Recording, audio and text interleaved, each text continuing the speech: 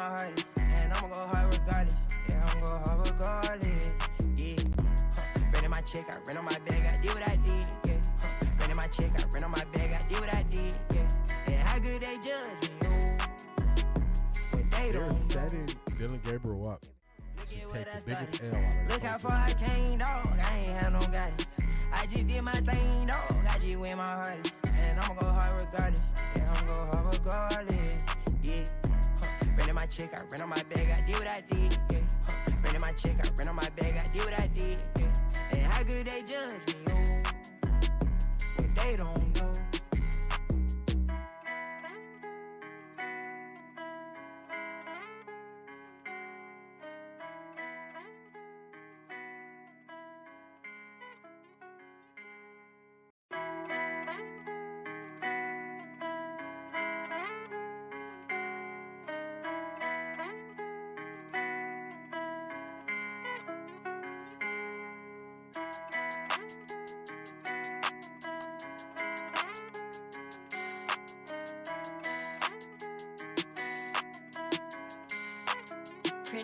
Look at what I did, look at what I started.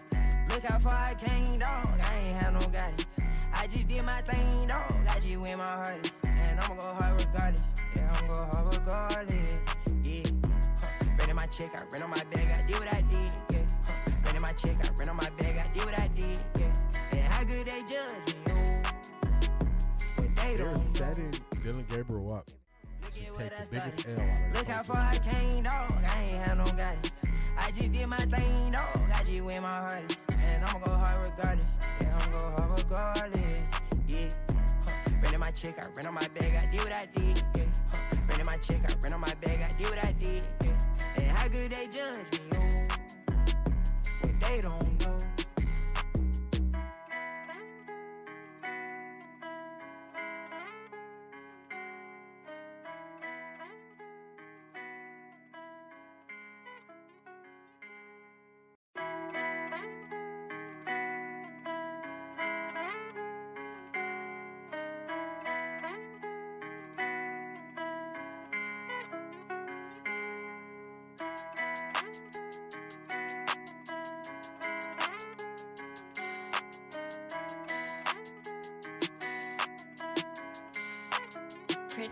Look at what I did, look at what I started.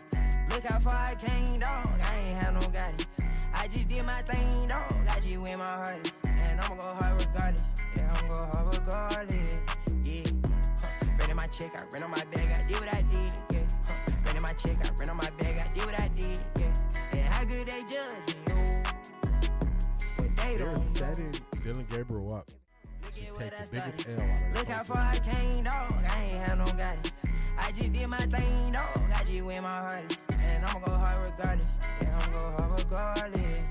Yeah, running my check, I ran on my bag, I did what I did. Yeah, running my check, I ran on my bag, I did what I did. Yeah, and how good they judge me, oh, when they don't know.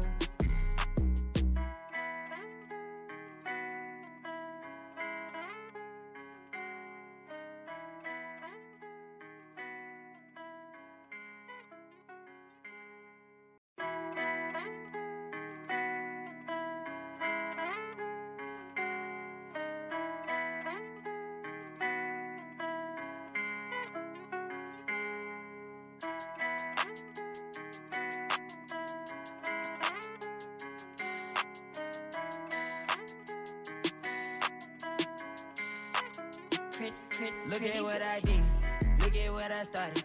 Look how far I came, dog. I ain't had no guidance. I just did my thing, dog. I just went my hardest, and I'ma go hard regardless. Yeah, I'ma go hard regardless.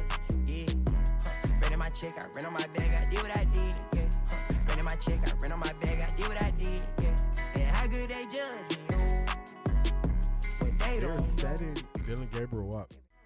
Take the biggest L on Look how far I came, dog. I ain't had no guidance. I just did my thing, dog. I just went my hardest, and I'ma go hard regardless. Yeah, I'ma go hard regardless. Yeah, running my check, I ran on my bag, I did what I did. Yeah, running my check, I ran on my bag, I did what I did. Yeah, and how good they judge me, oh, when they don't know.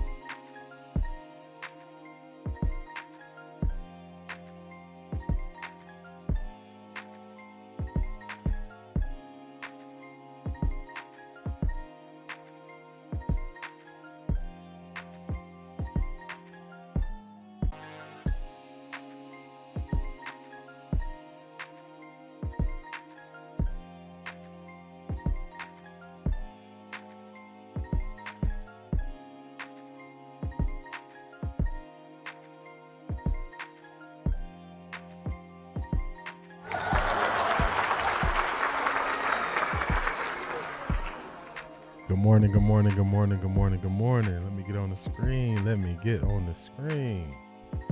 What is going on, everybody? What is going on? Happy Friday to you. Happy Friday to you. We got a really good show. We got a really good show leading into Super Bowl weekend. My sound check is good. Let me cut this off so I'm not distracted. Let me cut that off. All right. We're going to get to it. Emmitt Smith, very strong stance on Shedeur and the Cleveland Browns. We're going to get to it. But first, let me not be rude. Let me make sure I say hi to everybody as I walk through the door. So let's get it. Let's get these morning greetings in order. Daisha, good morning. Happy Friday.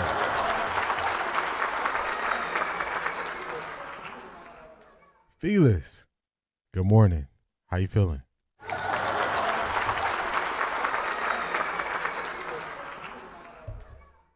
Princess Premier, what's going on down there in the ATL? Happy Friday.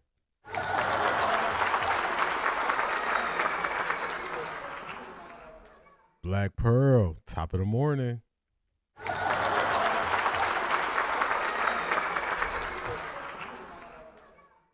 Zedric, my dog, what's going on? How you feeling, man?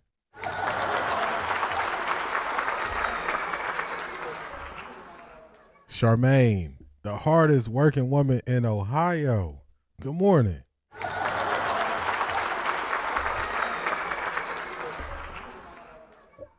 Our Jizzle, what's going on? Good morning.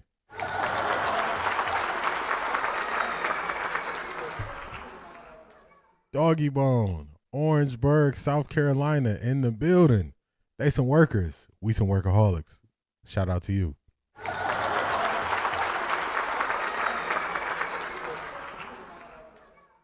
Detroit Gemini, TGIF. Good morning.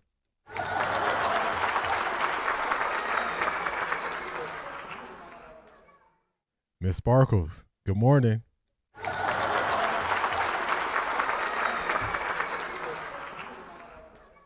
C. Brown Run, good morning.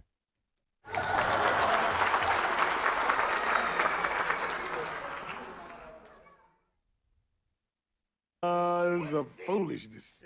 Foolishness. Foolishness. C.A. Anderson, good morning. Enter in the house, Super Bowl champs. Happy Friday, everyone. Staying sane through chaos. My soul is anchored. Glad to be here with y'all. Glad to have you back. Glad to have you back. C.A. Anderson calling her shot now. She's saying the Seattle Seahawks going to win it all. They going to win it all. We're going to see what happens on Sunday. Broncos country, let's ride. Broncos country, let's ride. Come to Offtharecorddee, where we going to read your super chats. Your voice is going to be heard. Good morning, Shanithia. How you feeling? Shout out to everybody in the group chat. Shout out to all of my volunteer executive producers. Y'all be getting me right. Y'all make sure your voice is heard on a different level. Your voice is heard through y'all suggesting and bringing up different things in the group chat, and I appreciate y'all. Hey, Shanithia, we either going to get this NAACP image award or we going to win a Webby. But shout out to y'all. I appreciate each and every one of y'all, especially y'all in the group chat. Beast, what's going on?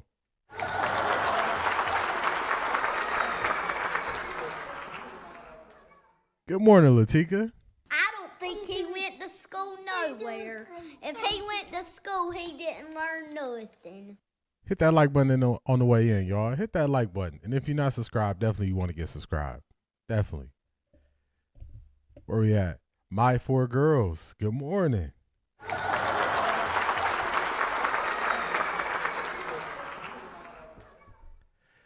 You guys, I'm so tired of the Shedeur hate. Will it ever end? It's ridiculous. I feel like they need to start suing these networks or something. They are trying to damage his brand. So unfair. Detroit Gemini, I definitely feel you.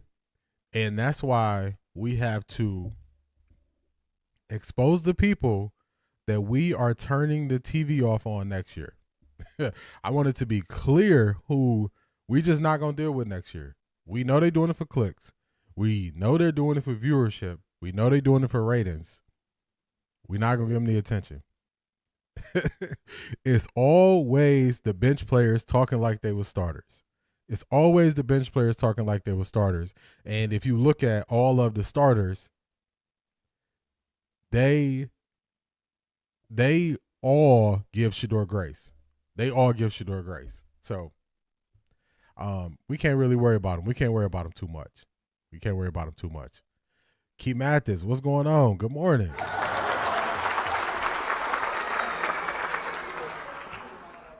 Hey, you saw what I sent you on TikTok this morning. Miles was throwing up the wrist up. Kurt Warner was vouching for Shedeur. I did, Doggy Bone. I saw the Miles one. I might be able to play it. I got to see because it has music in it, so I don't want to just start playing it and then it just pops up and then the music is up. But I did see him throwing the wrist up, and Kurt Warner has been very fair when it comes to Shedeur. He's been very fair. So, I appreciate Kurt Warner and him being fair. So yeah, shout out to you, Doggy Bone. I saw both of those as I was putting the stream together. Definitely saw them. D, I had technical difficulties, so I could not get my voice to go, but I got the next one for sure. It's all good, Shanithia. Your voice will be heard. Your voice is gonna be heard over here. Come to Off the Record D, where we gonna read your super chats. Your voice is gonna be heard. Your voice is gonna be heard. Your voice is gonna be heard. What's good again, Beast? What's going on? A.M. Williams, good morning.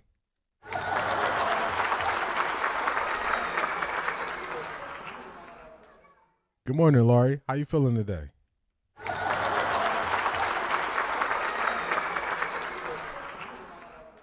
Crown Woman Collective, good morning. Y'all see Miles last night. Simply beautiful. Congrats again, Miles. Yes, Defensive Player of the Year. He was throwing that wrist up. Also, shout out to Carson Schlesinger. This defense has the Defensive Player of the Year, Defensive Rookie of the Year. And you think we about to force you to take this job? Come on, man. I didn't see Miles throwing the wrist up. Where's the vid? Let me check something real quick for you, Beast. Let me see if I could shout out to Doggy Bone. Let me see if I can play it without the sound. If I can play it without the sound, I got you. If I can play without the sound, I got you. Let me try to pull it up real quick. I might have to mute the sound before I bring it on screen. That might be the best way. But let me see. Let me go. He sent it on TikTok.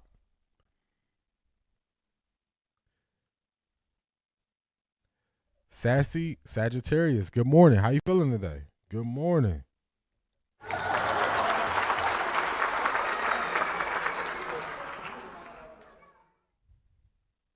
see right here. I think it was this one.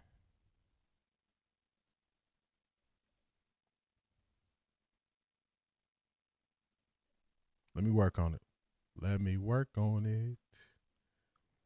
Let me mute the sound on the whole screen. Let me do that.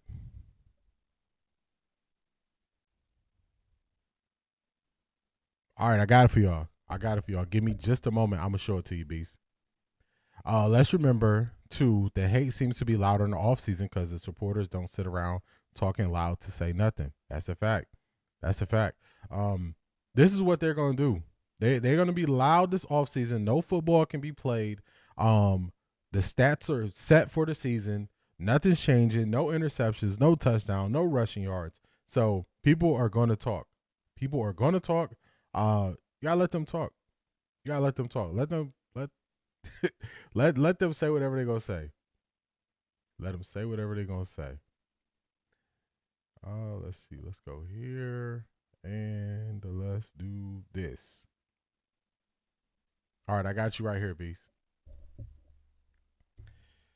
Shout out to Miles for saying it without saying it. If you know, you know. Talk to him, Black Pearl. A top 10 defense was the average offense can win a bunch of games. We're a ways away, but I want to see what moves they make in a month. Talk to him, Zedric.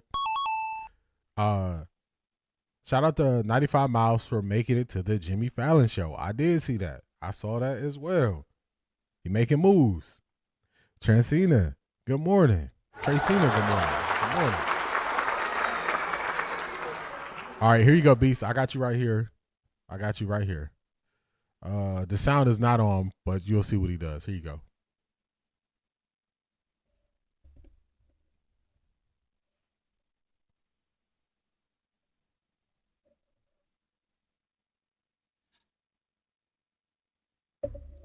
You see him throwing it up. you see him throwing it up.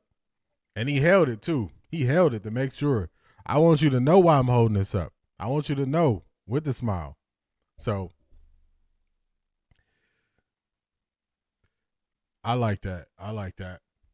Shout out to Doggy Mom for sending me that. I appreciate you. I appreciate you. All right, let's shut some of this down in the background. Make sure I don't got that music playing. There we go. There we go. Let's get back here.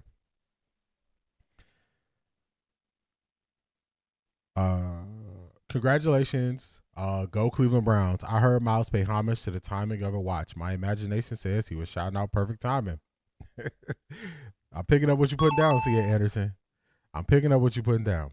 What did you think of the Denzel clip with Kay Adams? He picked a side or he playing it down the middle?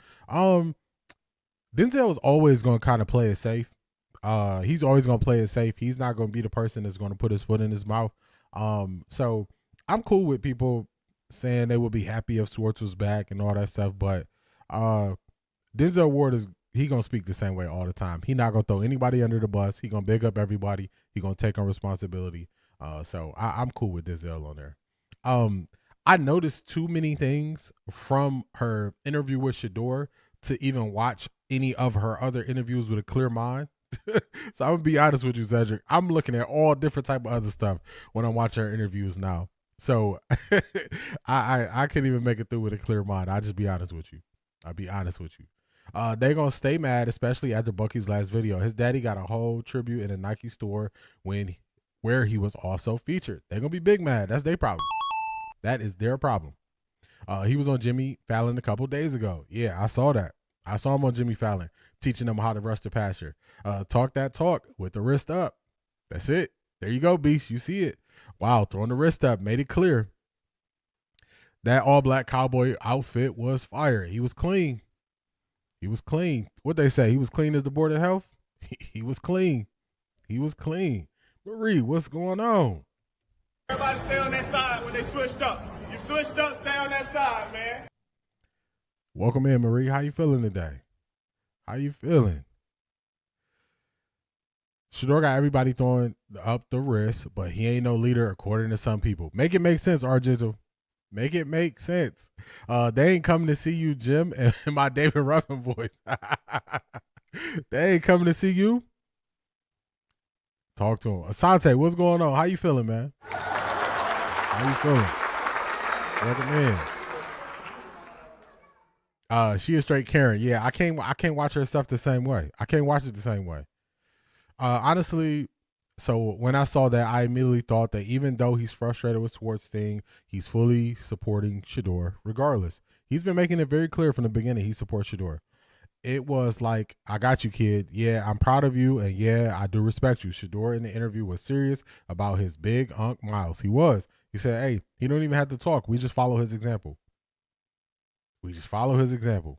I know Schwartz was big mad seeing his players being celebrated while he at home soaking. You know I got a sound effect for it. Where it is? Where is it?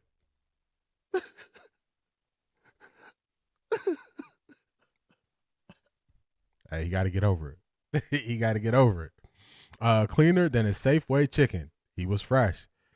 For real. That outcast. So fresh and so clean. He was that outcast. For real. Old school outcast is that. Old school outcast is that.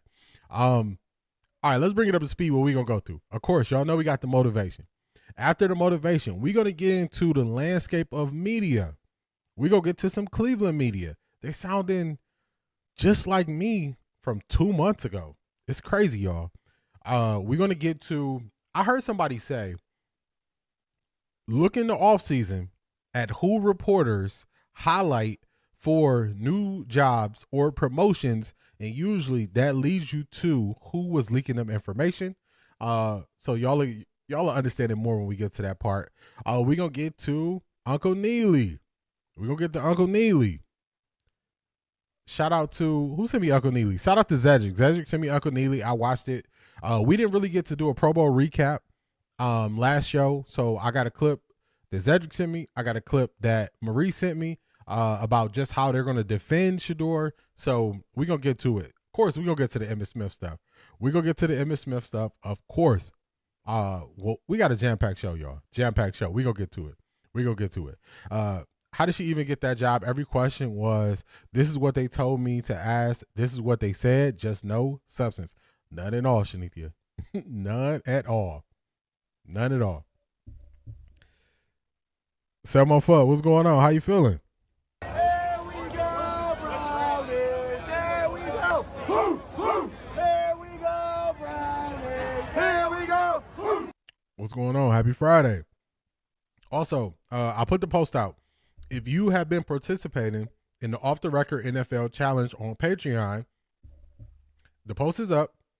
C.A. Anderson, I saw your pick, and I also saw your score prediction in the other post, so you don't got to post it again because I got it. But I put the post up this morning.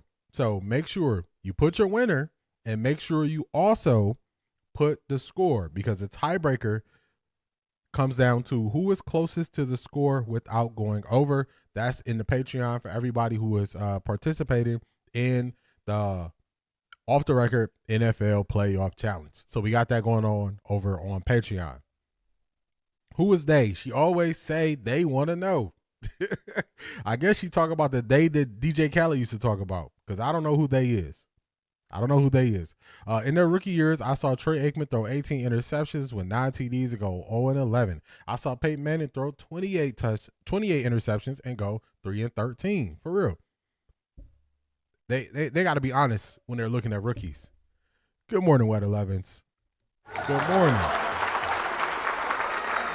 Definitely. Shout out to Keith Mathis. Hit that like button on the way in, y'all. Hit the like button on the way in. On the way in, hit that like button. We got the greetings in order. Shout out to Charmaine. Shout out to Charmaine, everybody.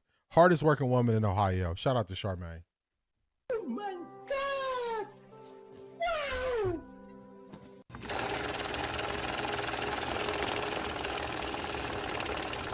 I got money. Shout out to Charmaine, big time supporter on Patreon, always supporting me, supporting the stream. I appreciate you. Good morning, everybody. Charmaine saying good morning, everybody. Everybody hit Charmaine with a good morning. Hit her with a good morning in the chat, please, everybody. Blind Beauty, good morning. Good morning. Let's get this thing rocking and rolling. Let's get it rocking and rolling. Let's get some motivation. Let me get on the screen. Here we go. All right, I'm back on the screen. And let's get this up here. Here we go. Y'all know how I feel. Good morning, Chasing Destiny. How you feeling? Y'all know how I feel about Denzel. I could go to anyone, anytime, almost anytime Denzel was speaking, and he'll just drop some gems. Every single time Denzel was speaking. So this is from some years ago. It is grainy. It's from 2011. So the highest resolution they had was 360p. But I thought this was fitting. I thought this was good. So definitely. Oh, Matthew, what's going on?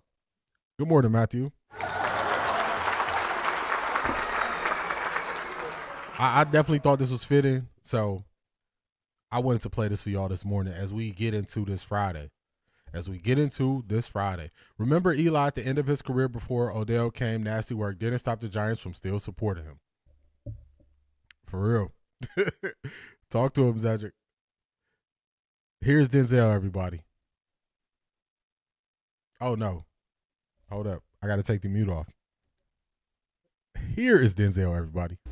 In fact, if you really want to know the truth, I had to come exactly because I might make a fool of myself. Now, what am I talking about? Here it is. I found that nothing in life is worthwhile unless you take risks. Nothing. Nelson Mandela said, "There is no passion to be found playing small and settling for a life that's less than the one you're capable of living." Now, I'm sure in your experiences in school and applying to college and picking your major and deciding what you want to do with life, I'm sure people have told you to make sure you have something to fall back on. Make sure you got something to fall back on, honey. But I never understood that concept. having something to fall back on. If I'm going to fall, I don't want to fall back on anything except my faith. I want to fall forward. I figure at least this way I'll see what I'm going to hit. Fall forward. This is what I mean. Reggie Jackson struck out 2,600 times in his career, the most in the history of baseball. But you don't hear about the strikeouts. People remember the home runs. Fall forward. Thomas Edison conducted 1,000 failed experiments. Did you know that? I didn't know that. Because the 1,001st was the light bulb. Fall forward. Every failed experiment is one step closer to success. You've got to take risks, and I'm sure you've probably heard that before, but I want to talk to you about why that's so important. I got 3 reasons, and then you can pick up your iPhones. First, you will fail at some point in your life. Accept it. You will lose. You will embarrass yourself. You will suck at something. There's no doubt about it. And I know that's probably not a traditional message for a graduation ceremony, but hey, I'm telling you, embrace it, because it's inevitable. And I should know. In the acting business, you fail all the time. Early on in my career, I auditioned for a part in a Broadway musical. Perfect role for me, I thought, except for the fact that I can't sing. So I'm in the wings, I'm about to go on stage, but the guy in front of me, he's singing like Pavarotti. He's just, and he's just going on and on and on, and I'm just shrinking. I'm getting smaller and smaller. So they say, "Oh, thank you very much, and you'll be hearing from us." So I come out with my little sheet music, and it was Just My Imagination by the Temptations. That's what I came up with. So I hand it to the accompanist, and she looks at it and looks at me and looks out at the director and was like, all right.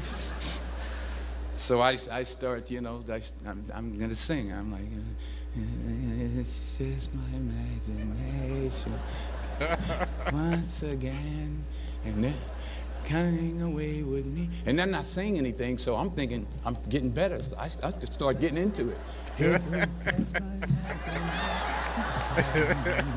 Running. This, oh, yeah, thank you very much, Mr. Washington. Thank you. So I assumed I didn't get the job. But the next part of the audition, he called me back. The next part of the audition is the acting part of the audition. So I'm like, hey, okay, maybe I can't sing, but I know I can act. So they pair me with this guy, and again, I didn't know about musical theater.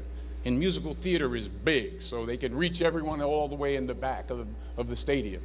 And I'm more from a realistic, naturalistic kind of acting where you actually talk to the person next to you. So I don't know what my line was. My line was, well, hand me the cup.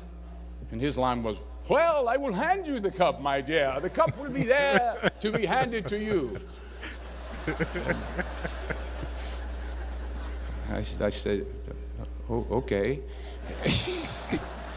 Well, should I give you the cup back? Oh, yes, you should give it back to me, because you know that is my cup and it should be given back to me. I didn't get the job. But here's the thing. I didn't quit. I didn't fall back. I walked out of there to prepare for the next audition, and the next audition, and the next audition. I prayed. I prayed, and I prayed. But I continued to fail, and fail, and fail. But it didn't matter, because you know what? There's an old saying, you hang around the barbershop long enough, sooner or later you're going to get a haircut. Talk to him. I can't watch this whole thing live, but y'all see it, man. Anytime Denzel was speaking, I listen, and I like to go back to some of his old commencement speeches, and this is one of those ones where it's like, don't fall back, fall forward, push yourself, Failure is part of the process. Don't fear. My friend, he actually has a brand, Never Feel Failure. Failure is something that we are going to go through. Just don't let it break you. Don't let failure break you. Let failure add to your story. Your story is still being written. Let failure add to it. Let it add to it. Let it be a notch in your belt. Man, that was a tough gut punch, but I took it. I kept going. I kept pushing. I kept pursuing my dreams. I kept pursuing my passion. I kept moving forward. So I love this from Denzel. Y'all know how I feel about Denzel. That's my dude. I feel, y'all know, my favorite actor, and then just his words are so encouraging. So shout out to Denzel Washington there. Fail forward, everybody. Fail forward. I thought y'all would like that. So shout out to y'all. I like that a lot. I like that a lot. Let's keep it going, y'all. Hopefully y'all enjoyed that. This is the torch. And bro, you say you did all that work. Hold on now, slow down, y'all. This is the pivot. Now, in the last stream I told y'all, not one person I told y'all that I look at questionably or that I look at sideways have I been wrong about. Not one. Not one. I said, hey, watch this person. I might have been way earlier than a lot of people. I might have been the one who just seemed like they did something small. And I was like, something up with that. When they was talking about Channing and what he leaves in rental cars, I said, nah, I can't rock with him, y'all. Can't rock with him. Well, now he has really exposed, who he is and what he is about. Now, let me just play it first. Let me play it, and then I'll tell you how I feel about it. Let me do that. Question, how was Dart nominated for Offensive Rookie of the Year when he had 33 yards, no TDs, and a pick in one game? I thought we shouldn't reward mediocrity.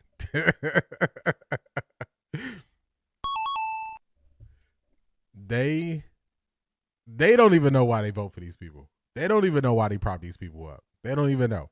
Wow, this is amazing. I am prayerfully waiting to get a call about a dream promotion. Let's go, Matthew. Let's go. Let's go. Let's go, Matthew.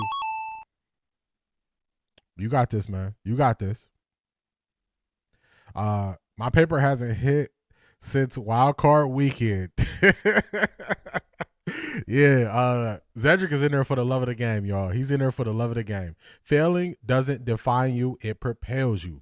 Totally agree with that, C.A. Anderson. Totally agree with that. Let's get to this. Let's get to this right here with Channing. Listen to it. Bud Crawford is going to hit him so quick, he's not going to know what to say. He should have kept it to. Oh, hold on, Bud could have kept that info to himself. Nah, that was. I don't think Bud said anything bad. It was Channing that said something bad. Your whole life, undefeated, but you grind to feed your kids and to make better for your family. I always say everything got a price. Because people say, like, I love my dog. I get $100. No, I get $1,000. No, I get $100,000. Hey, you can have him. Like, my thought is everything has a price. There is not a number that can get you back in that ring. 80 million, 100 million. Nah, because now you selling your soul. $100 million, you can have my soul. That's you. Now we know your character. Sometimes. Hopefully y'all caught that. We're going to run this back. This was too good. Hopefully y'all caught that. Channing is saying, everything is for sale, even his soul. I want to tell you all this very clear. This is eliminate the gray. We don't dance in the gray area. My soul is not for sale. Very clearly. My soul is not for sale. It's not. Channing is different because his is for sale. Mine is not. Let's run that back. Let's run it back. Undefeated, but you grind to feed your kids and to make better for your family. I always say everything got a price. Because people say, like, I love my dog. I get $100. No, I get $1,000. No, I get $100,000. Hey, you can have him. Like, my thought is everything has a price. There is not a number that can get you back in that ring. 80 million, 100 million. Nah, because now you selling your soul. $100 million, you can have my soul. That's you. Now we know your character. Couldn't even bounce back. Couldn't even bounce back for it. Now we know your character. His character's been on display. His character's been on display. I noticed it a while ago, but he said it. He said it. He made it clear. His soul is for sale. Called him straight out. Called him straight out. He said it so flippantly, too, like his soul isn't priceless. Shaking my head. He did. His hands speak. His hands stink. They do. Yeah, he was speechless after what Crawford said. He was. Matthew, either way, God is the promoter. I like it, Matthew. Keep that energy. Keep that energy. And don't change. Don't change. Bud said he should have left his baby mama, whom he has 6 kids with, 6. Oh, Crown Woman Collective. I thought you were talking about this portion. I thought you were talking about what he said here. Okay, got you. Yeah, that's something different. That's something different. I thought you were talking about what he said here to Channing. I was like, okay, that's something different. Everyone has a price, though. Okay, keep that same energy when Jesus asks you about that on Judgment Day. For real. He just threw it out there. I do not like Channing Crowder. He's a straight goofy. That was a mic drop. What you do for a Klondike bar, Channing, some things can't be bought. They can't be bought. My soul is not for sale. I'm saying it loud for the background noise makers. For real. Bud called him out. Called him right out. Drake May will have to wait another day. Yeah, I don't think they're going to do it. He thought he was cute. He said it and kind of did that little smirk when he said, now we know your character. I don't play those games. I don't say stuff for clicks. I don't say stuff to get people to respond or try to make something that's clickbait or, something that somebody can clip up to make sound good. Y'all are never going to hear me joke about certain things. Certain things are not to be joked about, and selling your soul is not a joke I'll make because it's not something I will do. If you want to buy a material item from me, if you want to ask me, oh, can I buy your cell phone? You can buy the cell phone. I'm not holding on to that. If you want to ask me, can you buy some shoes from me? That's something different. Now, if you're talking about material things, we can have a conversation. But you talking about my soul? Nah. Okay, let's play it. Just so y'all can hear if anybody else on the pivot said anything to respond to what either Bud or what Channing said. Sometimes, you look at people and you be like, dang, man, you ain't got no dignity. You ain't got no morals. Like, come on, man. Like, what you gonna stand for if everything is about money? Like, I never was in a sport because of money, Of course, I was in a sport to make money, but I wanted to be a world champion. Yeah. I wanted to do something that I set my sights out to do as a little boy. And money wasn't the motivation. Me being a world champion was the motivation.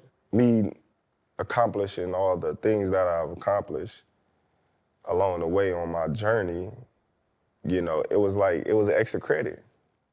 It was extra credit because it's coming from the hood. It was like, man, I just want to be a world champion because that's just my dream. So when I became a world champion, it was just like, man, all this other stuff is like a cherry on the top. Like, you know what I mean?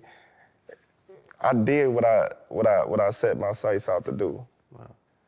It was evident that I wasn't gonna let nothing stand in the way of me accomplishing that goal in my life. I was just like, my mom telling me all the time, you need to get a plan B. You need to go to school. Man, me in school don't rock. What I'm going to school for? Y'all lay tight. I'm gonna go to school and I'm gonna get in the fight. I'm getting kicked out of college. Like, school? Yeah. Man, I'm gonna make this work. I used to tell her, I'm gonna make this work. It ain't no other way. Yeah. It's either this, dead, or jail. Like, it's no other way. Like, this is gonna work. It have to work. I got too many people riding on me. Like, it's going to work. Like, I'm taking it. That's how my mentality was. Like, I don't care what nobody say. I don't care what nobody do. This is gonna work because I can control it. Mm. If I can't control it, if I gotta depend on somebody else, then that's one thing. But this right here, It's in my hands. Nobody else's. Like, nobody. Like, so when I go in that ring, I don't care if you train me like Mike Tyson, Ali, Sugar Ray Robinson. Y'all see it. I let it play for a long time. Ryan Clark didn't sit up and say nothing. Fred Taylor didn't say nothing. I understand the dynamics of a podcast, but sometimes you don't want to be tied to certain statements. And I would not want to be tied to a statement where he is saying his soul is for sale and I sit there quiet. I don't want to be tied to that statement. So in that instance, I'm going to let y'all finish your conversation, but I'm going to make it clear my soul is not for sale. So I let it play longer because I don't get up here and twist people's words. I always tell y'all that. I just play what people say out their own mouth. I don't make them say it. I don't encourage them to say it. I just react to what they say. So I played it longer for y'all to see. Ryan Clark didn't say nothing about it. Fred Taylor didn't say nothing about it. They just let it ride. So that's on them. That's on them. That is on them. Let me catch up. Why Ryan Clark did not say anything, but you will talk about a 23-year-old kid like he is nothing. They did not want no smoke. No smoke at all. Not a Bud fan because of him and Victor Conte working together, but I do respect him. That's it. Don't play about your soul. It was very, very telling. The love of money is the root. I'm going to finish it for you. It's the root of all evil. Sad. Mine belongs to the Lord. Don't get it twisted. That's not a joke. It's not a joke. I'm so glad Channing was called out. He has no morals, and his level of arrogance behind it is pretty disgusting. It's a shame. It's a shame. Look at Ryan's body language. It tells you everything. I agree with you. Your soul is not for sale. I'm speechless. I played it for y'all. I didn't chop it, cut it, nothing. I just played it for y'all. Hell is hot. I ain't going. My soul not for sale. That's just it. He wasn't playing. He meant that. He said it. Like, he meant it. He chuckled because he didn't know what to do when Bud called him out. He chuckled a little bit, but he said it. Nobody forced him to say that. He's Terrence Thornton. He's whooping feet. Maya said, believe him. He is for sale. His price is pennies on the dime. Maya Angelou said, when somebody shows you who they are, believe them. When they tell you what they are and who they are, believe them. Don't try to, I'm not going to try to tell Channing his soul not for sale. He told you it's for sale. I'm not going to try to change that. I think Todd Monken might be bringing Tyler Huntley to be the backup. It will make a lot of sense. I could see that. Definitely hit that like button, y'all. Y'all here. Hit that like button. I would have pulled a Russell Wilson on them. Not today, Satan. Yeah, not me. Whatever you got going on, whatever you joking about, I don't want no parts of it. Don't bring me into none of that. Don't bring me into none of that. All right, let's keep it moving. That's enough for Channing. Shout out to Latika. I saw this clip, and then Latika also. I'm telling y'all, man, we got the best. we got the best volunteer executive production staff team on Patreon. Latika put this in the Patreon. Shout out to Latika. Shout out to Latika. All right, so let's switch this up. Let me go to this angle. I want to show you all this. Let's take this down. And let's go here. Let's talk about sports journalism, y'all. Sports journalism. Let me get it here. Let me pause them. Bye now. Hold on. We gonna get to you. This is, I hope I'm pronouncing this name correctly. This is Robert Little. He is the founder and editor-in-chief of Black Sports Online. He's been in the media, I believe, since 2005. He is going to say something very similar to what I have said.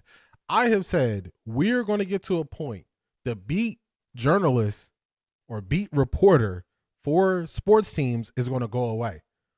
They're going to go away. It's not the way that things happen anymore. It's not the way that things happen anymore. When I said that some months ago, it seemed crazy. I said, but this is my way I'll take, y'all. This is somebody who's been in the game. Listen to their take. And I'm playing this for a reason, y'all. Y'all will see later. But I'm playing this for a reason. We got to go to about the 5. I think it's the 5:20 mark I want to get to.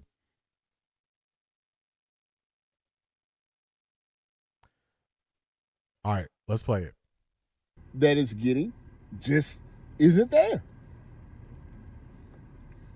I would never discourage anyone from going to college and getting a degree. I think going to college is important for your just life experience. But I would say this. If you want to be in journalism today, especially with the amount of jobs that are being taken mostly by ex-athletes that really don't know what they're talking about, but they're famous, so therefore they have a built-in audience. What I would suggest is that you try to become an influencer in the sense that whatever you think that you're strong at, you use the digital market that is out there to try to build your fan base there. If it's NFL, if it's a particular team, whatever it may be, you lock in digitally. You lock in social media. You lock in doing your YouTubes and doing your TikToks. I don't care if you're dancing. Don't care about what other people say about you. They may call you corny. They may call you whatever it may be. If you got a bunch of haters, you're probably doing the right thing in 2026 to get noticed. Because it's much more likely an influencer is going to get a chance on first take than a guy that graduated at the top of his class at Northwestern with a journalism degree. I'm going to pause him right there. What he is doing is he is just exposing the shift in the landscape. If you notice, when I've been speaking about the Cleveland media, I've been explaining to y'all that things are shifting right before them and they cannot see it. Other people in sports media see it. Other journalists see it. The people in Cleveland, they do not see it. So I wanted to play that for y'all. This is somebody with the background in the industry that's been doing this for a long time. They can see the shift. Now, let's get to Mary Kay. Now, earlier I said, I've heard that if you look at who a person in the media supports after the season and promote to get or they hype them up and say they should get a promotion, they usually are a person who was leaking that person information. So the Jim Swartz situation, we heard all the stuff about Jim Swartz. Mary Kay was front and center. Jim Swartz is the head, he's the leader. Jim Swartz might get this job. We heard all that from Mary Kay. Everybody has moved off of that stance except for Mary Kay. This is what Mary Kay said yesterday. If Jim Swartz comes back and the Browns win some games, he might get more head coach interviews after the season. With John Harbaugh, Mike McCarthy, Todd Monken all getting jobs this cycle, 60 is the new 40 in these searches. What this tells me is, if you wanted to know how Mary Kay was getting inside information on Jim Swartz' dynamic changing and his opportunity for head coach, we see it right here. He was reaching straight out to Mary Kay. He was doing things the Kevin Stefanski way. He was doing it the Kevin Stefanski way. He was doing it the Kevin Stefanski way. Prentice Ramiro, we got breaking news? Let me pull it up. Let me pull it up. Let me pull it up. Because this shows y'all who was leaking the information. This shows y'all who was leaking it.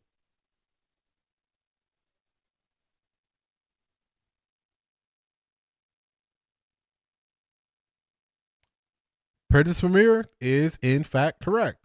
Let me share this post so we can get to it. Let's copy the link and let's go here. We're going to get this pulled up. We do it live over here. This just came out 3 minutes ago. Jim Swartz sent the Browns a resignation letter this morning per sources. He now is likely to sit out the season. There you go. Breaking news. Breaking news. I just told y'all who was hyping him up. I just told y'all who was saying that, hey, he could do better and he could be in the cycle next year. He was doing things the Kevin Stefanski way.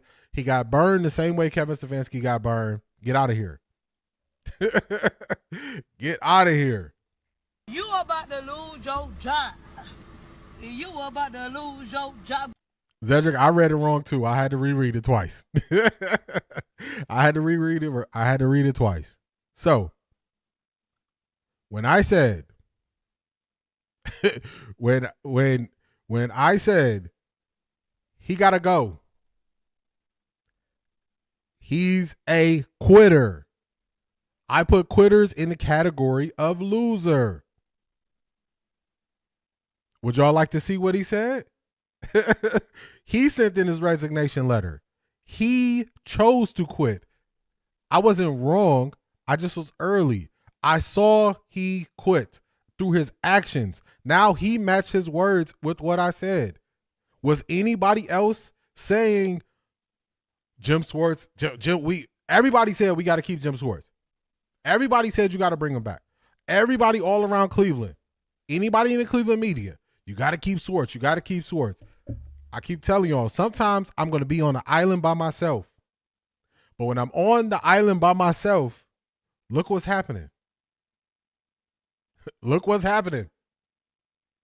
You cannot bring back someone who quit on you. You can't do it. It is in here, y'all. It's in here. That's where it's at. That's where it's at. That's where it's at. And then guess what? What job is he getting this year? Don't worry. I'll wait. When I look at things in sports, I use my life experience and I use how I view things in other scenarios outside of sports. And I use that as a filter to view how I view things in sports. If you notice, majority of the time, the stuff I say does not match what anybody else says. But for some strange reason, it just seems to come out and work the same way I said it was going to work.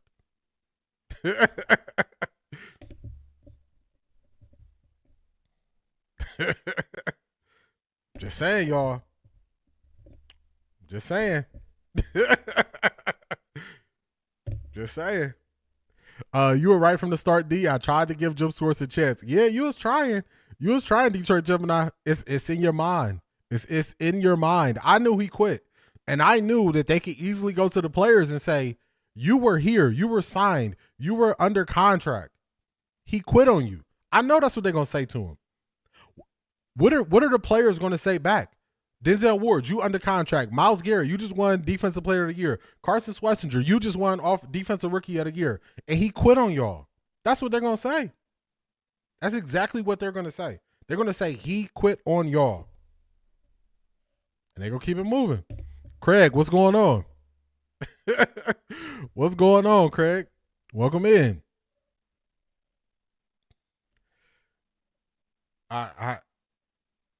Hey y'all, I don't be steering y'all in the wrong direction. I don't be steering y'all in the wrong direction. I don't do it. I don't just say this stuff willy-nilly. This is a foolishness. Foolishness. Foolishness.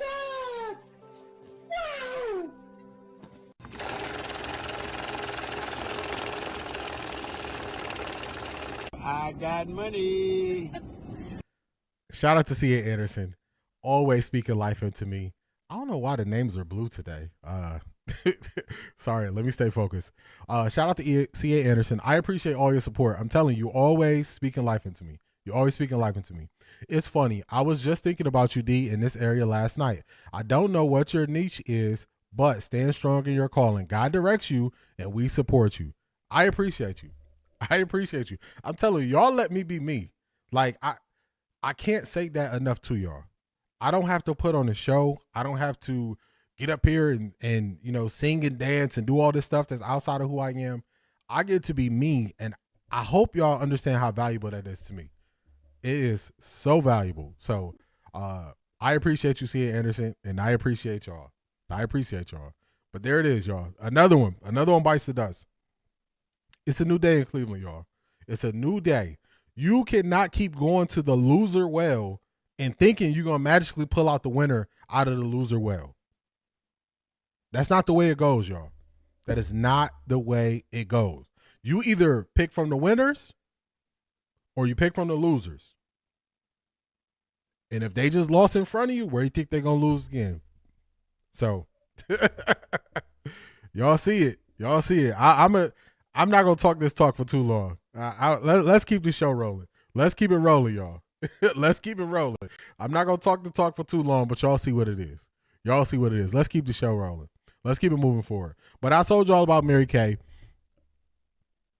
For some reason, Jim thought he was indispensable and his temper tantrum was going to work. It was that last hire for a director of operations that pushed that pen to paper off that resignation.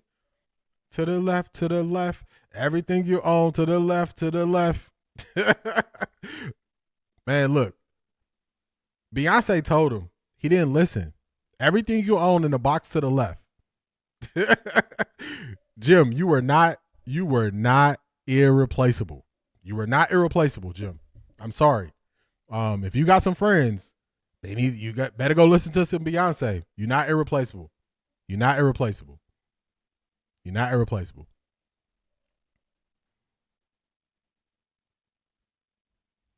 Authentic, which is. Let me pause this. We got another one. The Browns don't realize when you ask God for something new, you cannot put wine in an old vase. That's Bible. You want new, you gotta have new things. You gotta do new things. You gotta do it a new way. Well, he already picked his things, so he was halfway out the door. He was halfway there. Monken has connections with days. They will find a great DC and they will win games. They're keeping the system the same. I wouldn't be surprised if he gets a job on a team somewhere. Y'all know how this NFL club works. He's still under contract, so the Browns hold control. That's why they're probably saying he's going to sit out a year. Jim thought he was bigger than the program. He did. Thought he was bigger than the program. Jim had a top Browns defense, but he was a super loser in Detroit. D, this season, Monken and AB going to be the MVPs with how they turn this ball club around. They definitely stand their own business. They are.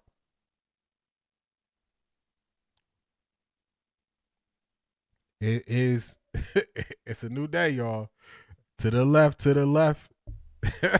Keep it moving, man. He still has 2 years on his contract, so I don't think he could get another job without some type of penalty. He would. I don't know. The resignation portion kind of twisted, but if he would have took another job, he would have had to get a promotion. But it seems like the Browns weren't going to allow him permission to go interview somewhere else. So this is a new Cleveland. Get down or lay down. Hey, the Browns are saying this. It's either going to be you or it's going to be me, and it ain't going to be me. When Willie Beeman said that on any given Sunday, that's what the Browns are saying. It ain't going to be me. We stand firm in what we believe is right. And that's what the Browns did. That's what happened. That is what happened. When I tell y'all the media is behind and the media needs to upgrade how they doing stuff, I got another example for you. I'm gonna present this question to you before we play this.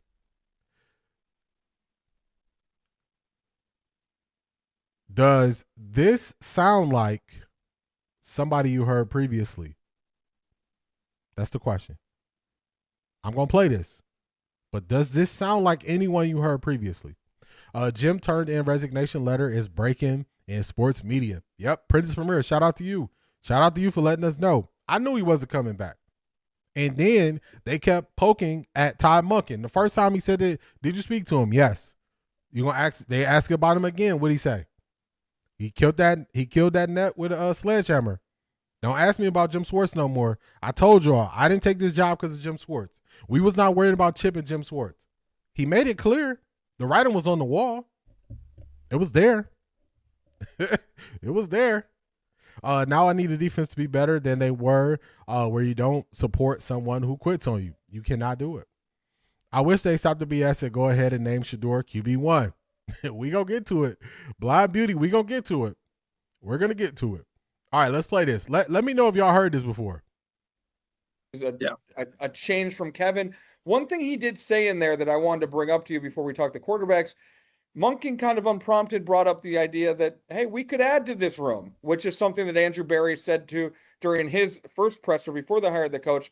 Where are you with that and the Browns potentially adding a quarterback to the room? And like, who would be the odd man out then? Do we think it's Dylan Gabriel, or where are you with that? You know, when he says that, fans immediately think a big name ad. It could be a little name ad, right? Yeah. And unless they're going to make a move on Watson, unless they exit from Watson, they're very limited in what they can add.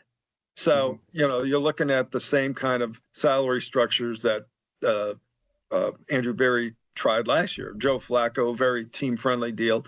The other guy, Kenny Pickett, on a rookie contract. Yeah. So who would fit into that salary structure? We've talked about it. Tyler Huntley. To me, it's almost a given. Yeah. You know, it's an ad. It's not the kind of ad fans want to hear, but that I think that's what he's referring to. A guy like that who's very inexpensive. Wait a minute. Who are you? So 2 months ago, probably a month and a half ago, when Shannon Sharpe was saying the Browns are going to add somebody else to the room because they need to upgrade because Shedeur, And I said, Shannon Sharpe, how much do you want to bet they're not bringing in a difference maker?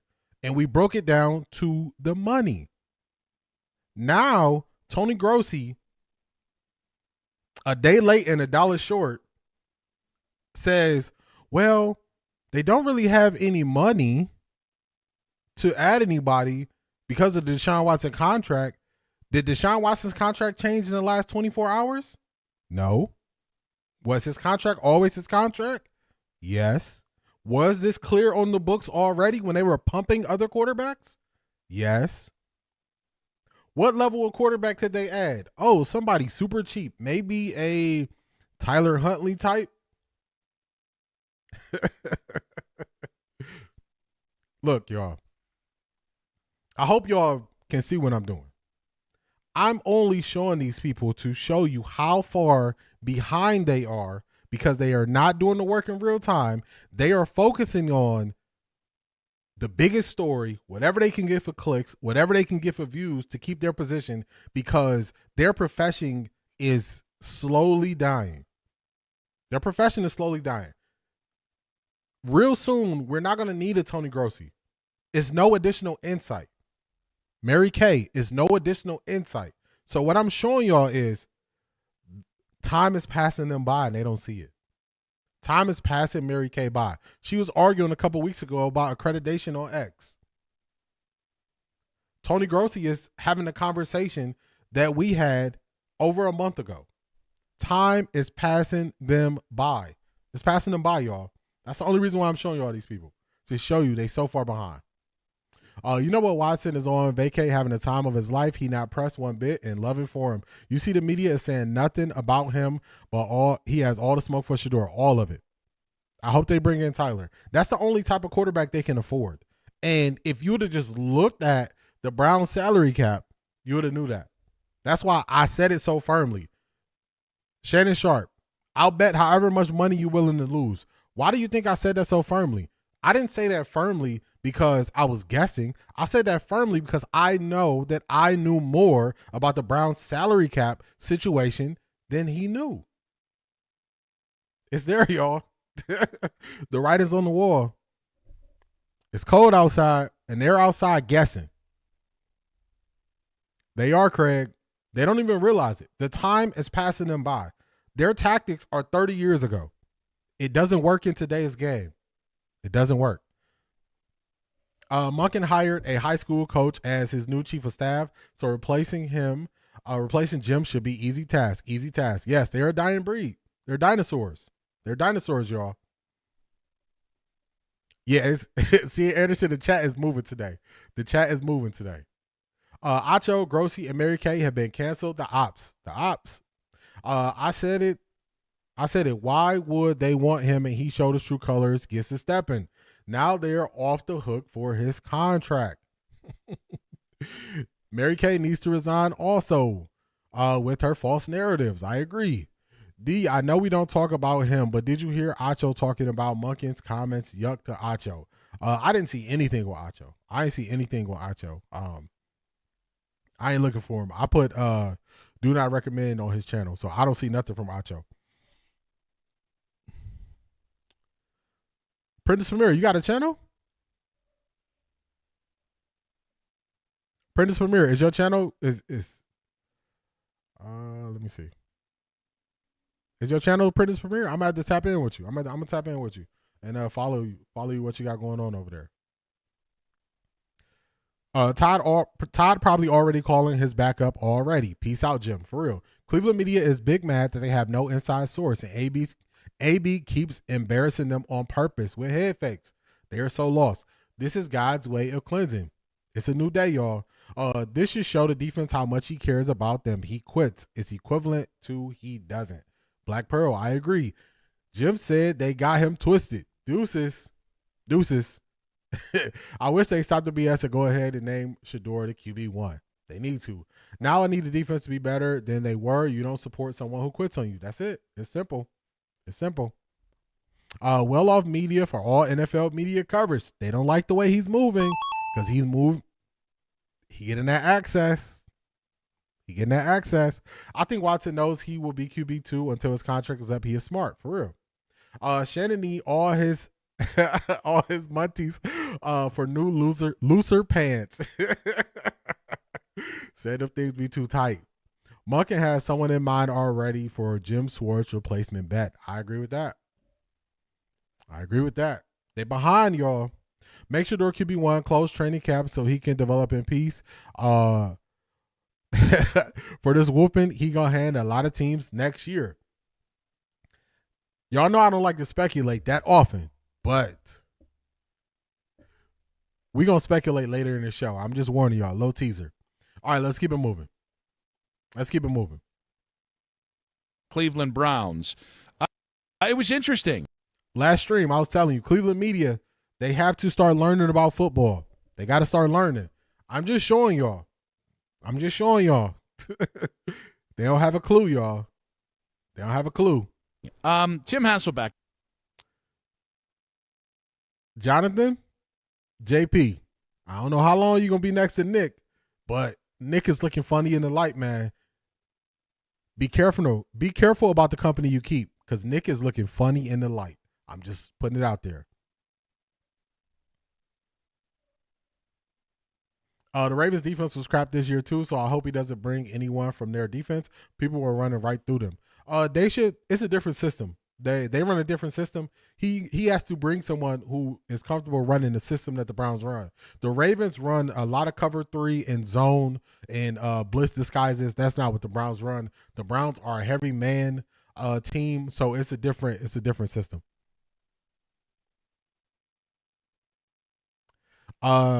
Mary Kay and Tony Grossi are going to be quieter than a church mouse, for real. And this audio has kind of made its rounds here. Tim Hasselbeck was on Get Up yesterday and said something about Shedeur Sanders and where he is in his career that has upset quite a bit of people. I think there are things he does at the position extremely well that you need to be able to do well to play in the National Football League. I actually think, that's the good side of it. I think the bad side of it for him, I just think physically there are limitations that he has as a player that don't know that anyone is building around that. Could he end up, playing in the league for 10 years, in some role as a backup and then maybe get an opportunity to play? Sure, he could. But I don't think that anybody, listen, there isn't a single team of the 32 that would look at him right now and be like, yep, I want to build around that guy. There's not, I'm not saying that to be demeaning or mean. That is the reality of who he actually is as a player and how he is viewed, quite frankly, consensusly around the league. All right. Tim Hasselbeck, are you talking about Shedeur are you projecting based on what your career was? Which one is it? Because I'm confused. I just want to know. I want to know. Are you talking about yourself or are you talking about Shedeur? Because it sounds like you're projecting. It sounds like you're projecting. It sounds like you are. It sounds like you're projecting, sir. All right, y'all.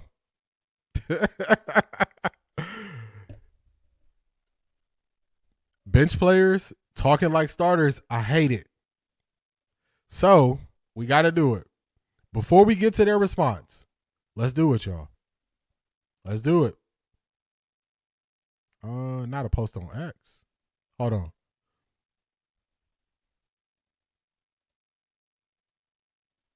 We got to do it.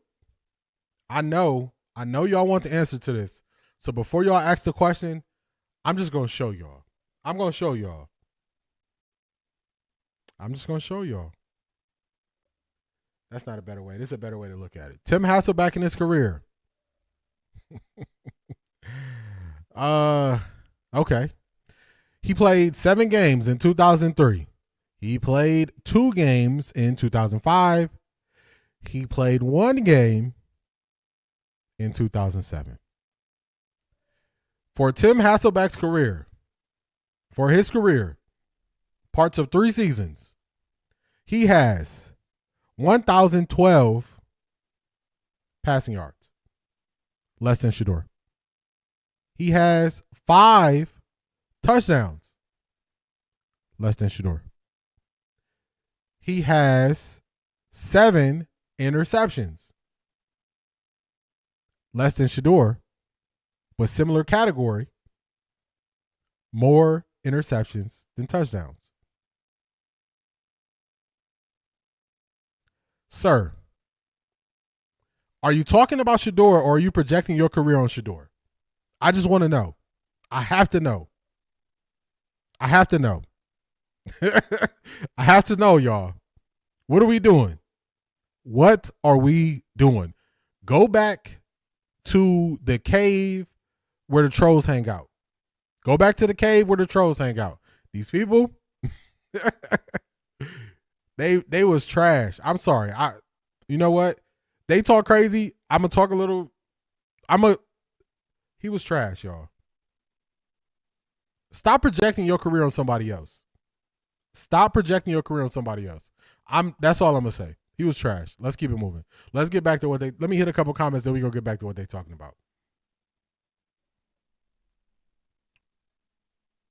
Yeah, Nick saying he had a normal rookie experience is just not rooted. In fact, it's intentional. Nick is looking funny in the light. Dion on First Take this morning, looking awesome, talking about Shedeur. Oh man, I'm gonna have to catch it out. I'm gonna have to catch it when they put the clips up. Not Jim Hasselbeck. Jim is a classic example of a grown man in a nappy. You see how Lima is trying to switch sides already. I don't even see Lima. I told y'all, some of these people, Tony Yayo. I don't see him. I don't see him. I don't see Lima. Anything that pops up with Lima, I keep it moving. Okay, thanks. Teach me, sir. I got you, Daisha. I got you. There's been talks of promoting Tarver, the linebacker coach. He's been a DC before in the league. I think he was a DC in college too. He was just waiting on his next opportunity to hate. He knows how to tone it down. Sanders threw more TDs in 7 games than Hasselbeck threw in 12 years in the NFL. These guys got to stop, y'all. Hasselbeck was a forever backup, so his opinion is irrelevant. Now, they can speak on their experience. As soon as they have to be analysts, they fall off a cliff. I've been saying that to y'all for a while. These former players, if they speak on what they went through day to day, what they went through in practice, it usually sounds more valid.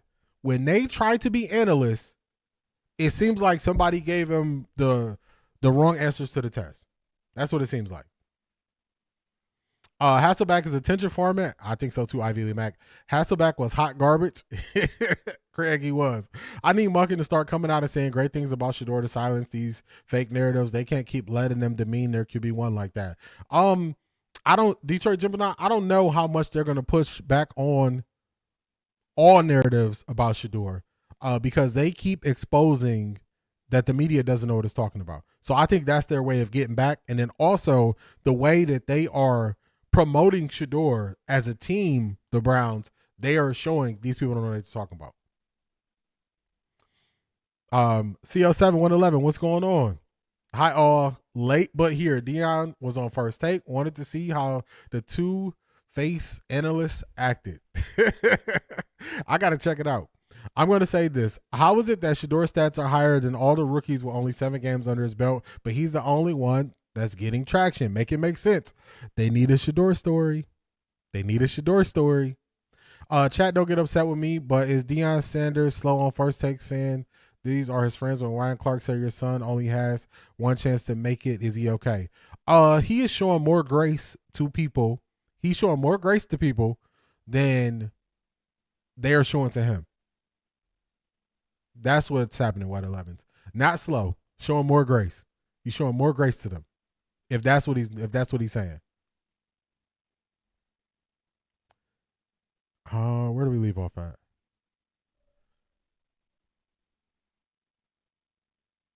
He must have bumped his head because Shedeur has beat him in 7 games, for real.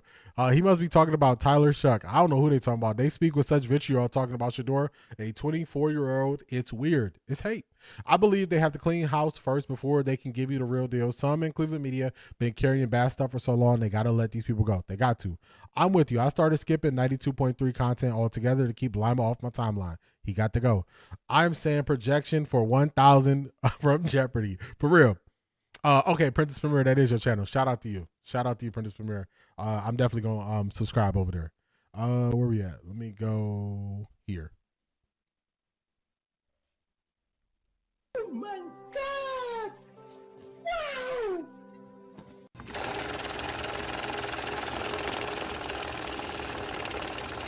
I got money. Shout out to Black Pearl, being a member on Patreon. I appreciate you.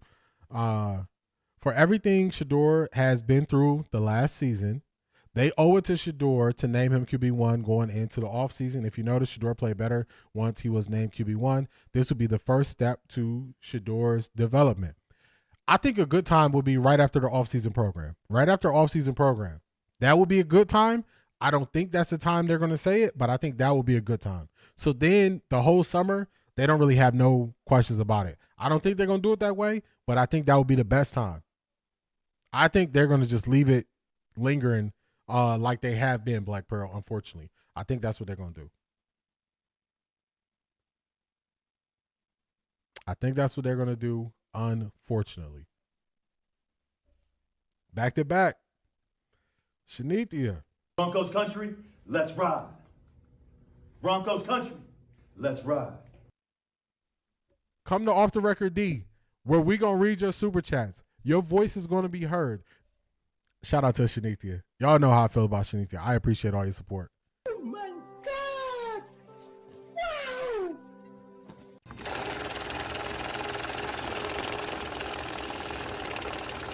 I got money.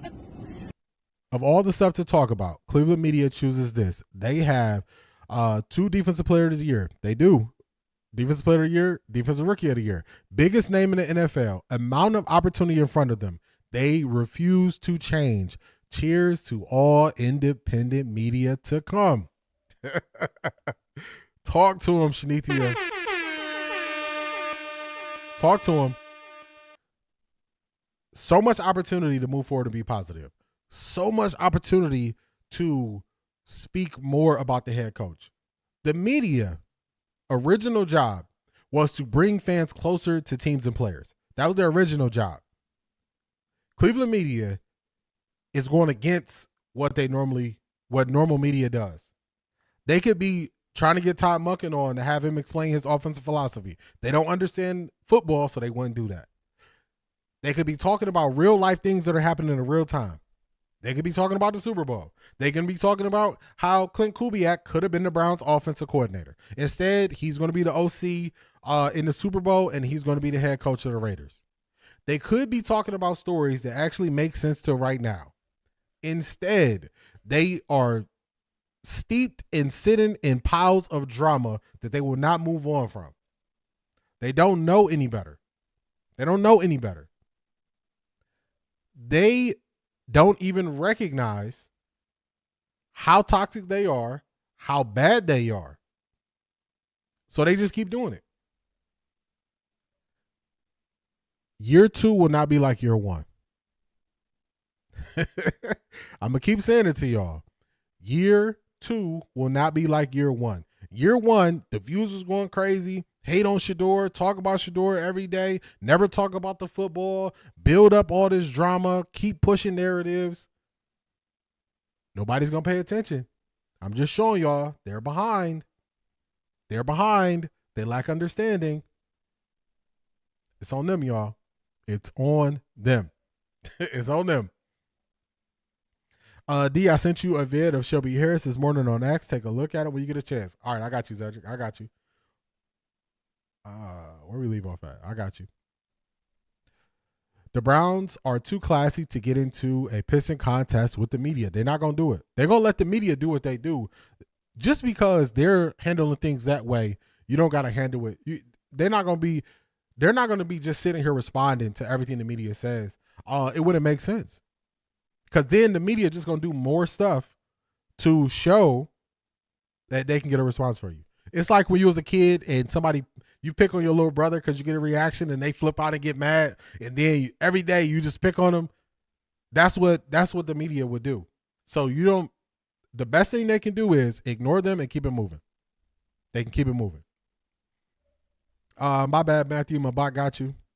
Browns owner said that Cleveland media doesn't know what is happening inside their organization. They don't. They're just guessing. I'm always mindful these people are friends behind the scene. Prime know their job because he had to do the same thing as an analyst. I'm talking about Ryan, Shannon. Those are the people he understands the most. Yeah, and he's giving them grace. He's giving them grace. I think he's giving them grace. The QB Tyler for the Saints is overhyped. Spencer Rattler played the most difficult portion of their schedule. It's all going to come to the light, Blind Beauty. It's all going to come to the light. Browns media are so obsessed with QB, you will swear football is not a team sport. Flower Blue, you are correct. They're going to keep letting the people like Mary Kay, Tony Grossi, JL make fools of themselves. They are. How far behind am I? However, they declare openly Shedeur's QB. Todd told him that he is him. Facts. He said it. If you listen to what AB said in his presser at Kevin's firing, he is still in the mindset of nothing given, everything earned. They haven't deviated from that, and it's okay. Continue. I agree. All good, Matthew. All good, Matthew. Prentice Mirror was driving, just got back to the house. We'll do another live this evening. Most likely did a late show last night after the NFL honors. All right, I'm going to tap in, Prentice Mirror. I'm going to tap in with you. Shedeur Sanders was low cost, but look how they are promoting him without promoting him. They doing it right in front of you. If they are friends, they would not talk about him the way they can talk his play, but they spew in the same narratives of everyone else and never push back. Tim was trash. I exposed his career on my live feed last night. He was trash. That's why I said his projection. Have you seen the Shedeur Files? You have to follow that channel. They put out great videos. Is that the one where Detroit Gym, now it's like the cartoon commercials and they're pointing out the kind of things that don't add up, like conspiracy type things? Yeah, I did. Somebody said that. Somebody said that to me. Speak that truth, D. You know, I just got to put it out there. I got to say what I feel. Harrison Sports, what's going on? Man, Jim resigned. He couldn't take the heat. He had to get out of the kitchen. The Browns sent out a very dry statement about Jim's resignation. They were done with him. They were done. Good morning, Harrison Sports. Shout out to you. Let's see.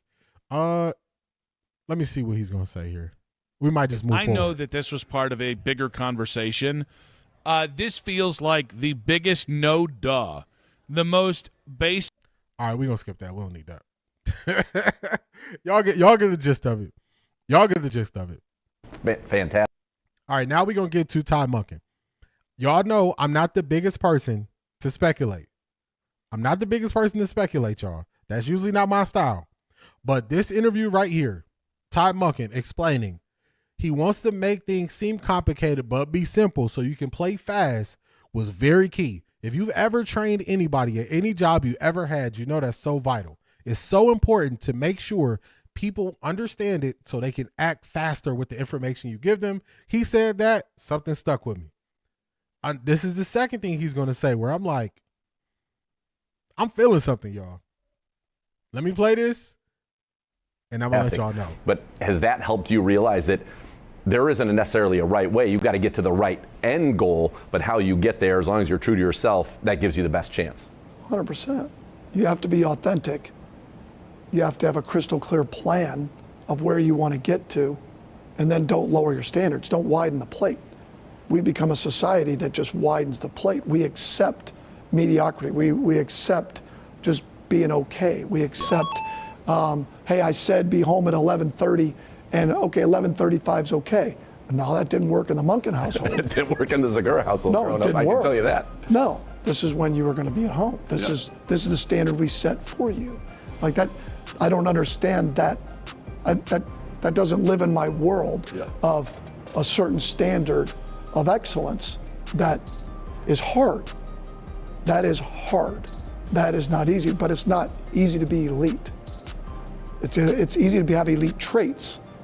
It's elite to have certain skill sets, but to be elite at the highest level against the best and separate yourself, that's not easy. That's hard. That's why fourth and one comes in, because you got to approach it every day that way. When you're looking for all the small percentages, the certain advantages that you could get to win. I'm going to pause him right here. I'm telling y'all, the reason why he's going to be good at development is because he understands you have to explain things and break it down to the simplest form to get people to understand and then build off of that and move forward. I was hearing some things in this interview and I was like, uh-oh. I'm going to speculate. Zedric, can you do me a favor? Can you drop Prentice Premier's channel in the chat for me? Zedric, can you drop Prentice Premier's channel in the chat? I wanted to say that. He going to be better. Every time I was hearing something during this interview, I was like, uh-oh. In other words, he said, you hold people accountable and stick to it. And he's going to talk more. I'm telling y'all, when I heard this, I was like, uh-oh. In, especially at this level when the games are so close. Games come down to a play here or there where you have an opportunity. That play we ran here on 4th and 1, we'd rep that for 3 weeks. It was really Coach Harbaugh's idea. It wasn't my idea. Coach Harbaugh's idea. Hey, we're running the QB sneak with Mark Andrews. Well, what else can we do off of it? Well, what can we play off the of week it? before. And we pitched it the week before. So, like, what can we play off of that? And as the coordinator, your job is to filter through all that. Like, Coach had another crazy idea that I didn't like, but that's a good thing. You like ideas and you get to this, and then you've got to rep it. So when that moment comes, and you're sitting there saying, okay, well, do we want to run X, Y, Z? And we're like, of course I do, because we've shrunk the margin for error. If we get the specific look, we feel really good. And the players have done it so often to where you really want, in those critical moments, you want those plays to be like the songs you know all the words to. Like, you don't want to be guessing about the freaking words to a song. Yeah. Like, you better be able to sing it by heart. And that— Are y'all hearing this? In critical moments, you want to know the plays you're going to go to. It's almost like a song that you know. You want to be able to sing it and know all the words. So he wants to make sure guys are prepared. They're not doing something they feel uncomfortable with, a la versus Tennessee, us doing a Wildcat reverse pass by Quinshon Junkins that they only repped a couple times. No, it's going to be something that we rep all year until it gets to the moment where we need it, and then you're going to know it like the back of your hand. You're going to know it like your favorite song. I was listening to this. This was music to my ears, y'all. Music to my ears when I heard him saying these things. I was like, this right here is how you teach. This is how you develop someone. These are the key points. Whenever we got to a key situation in this past season, the Browns had a blunder. In key moments, they had blunders because it was stuff they did not rep. They were not comfortable with it. They did not know it like the back of their hand. All good coaches do this. I was looking up some stuff on Mike Macdonald.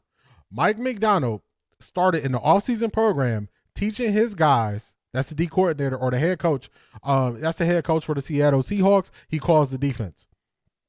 Offseason program. He started to get them right on things that we're going to do in the season then. So when you're doing it in season, you don't think about it. It's second nature. When I say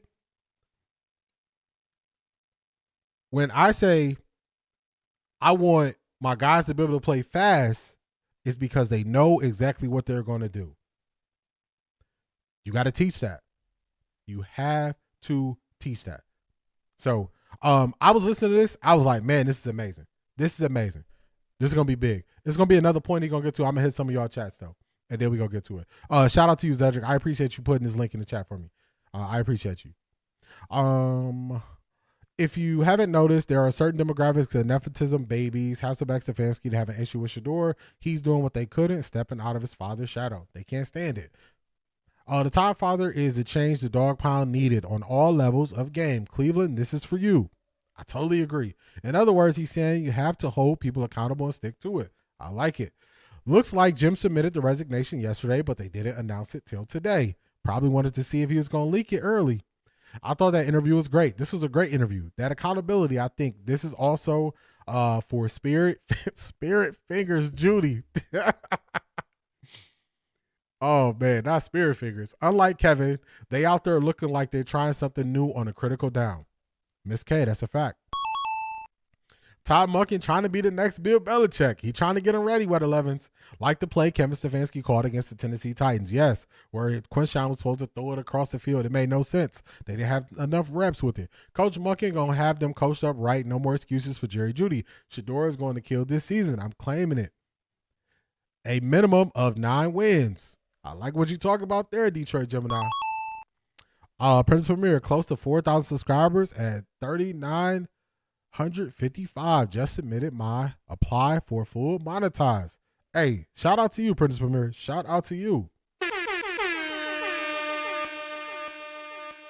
Prince Premier, it's going to take like 3 weeks. I was in the waiting for 3 weeks when I submitted for my full monetization. I'm like, man, I'm here. Let me know. They take forever. So shout out to you. That's a big accomplishment. Prince Premier, just by you getting monetized, you are in the top 8% of every content creator on YouTube. Top 8%. More than 90% of people, I think it's about 91 and some change, but I just call it 92, don't ever get monetized on YouTube. So just the fact that you made it to monetization, you're in the top 8% because people don't get there. So shout out to you. That last game, Shedeur said the same thing. He had to revert back to what he knew like the back of his hands. I'm telling y'all, when I heard that, I said, Monken gets it. He gets it.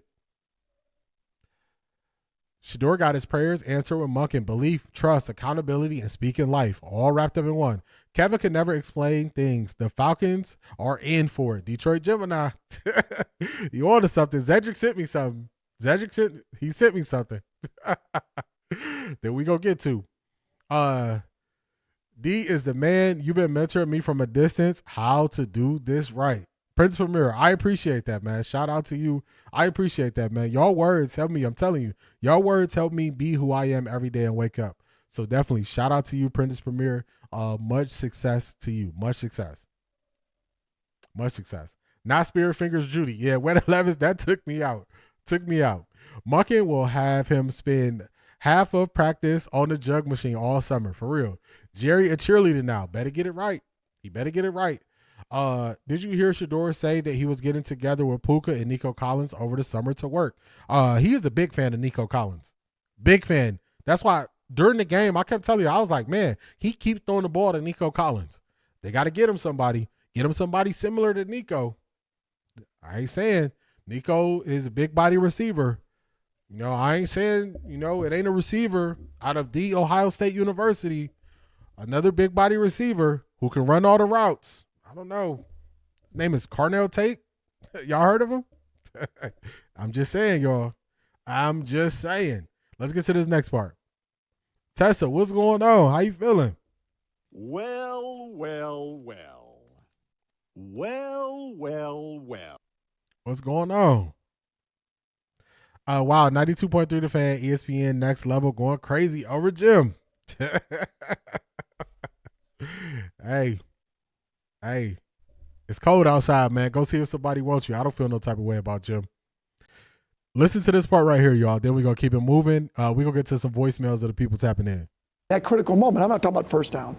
I'm not talking about some other part of the game, but the critical money down, the gotta have it. You better have called a play that you know all the words to. Yeah. That's really what it comes down to. And that's the preparation piece. And then you can live with the results. Had Mark tripped and fallen, had it not worked, I could have lived with it. We did everything up till, but now if we'd have run it after the first week, had we done it where it really didn't look as clean in practice, and that's where I think players and coaches have to understand, that's why you do it so often. And you show those clips to the guys, like, you wonder why we rep this so damn often in practice, and you're like, oh, we're repping this concept again, and then you're like, bingo, that's exactly right. I'll go back to the 2021 National Championship game. I'm going to let him give this example because it's a great example, but bingo, that's why. Todd Monken. That's almost like when I'm the first one to say something that seems crazy and then it come true. I'm picking up what you're putting down. Talk to him. That's my coach, y'all. That's my coach, Todd Monken. Talk to him. And working on cadence. And in college, you're working the clap, and ask for the ball, right? So we had worked all year at being elite at and going on 2. And I'll be damned in the national championship game if we didn't go on 2 and did it twice, and we hit a go ball as a free play to A.D. Mitchell, and it led to us winning. It gave us the lead. It led to us winning the game.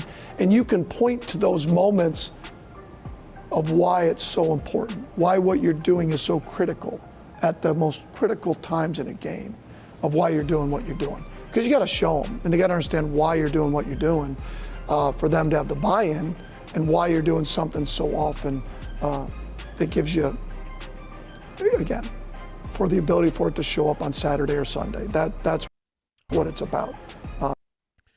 So do y'all remember I was talking about the why, and I said Shedeur wants to know the why, and I said he needs to know the why so he could be fully bought in. Todd Monken explained why you need to know the why. There were people in my comments that said on TikTok, oh, Shedeur don't need to know the why. He just needs to do what he's told. Okay. Okay. He don't need to know the why.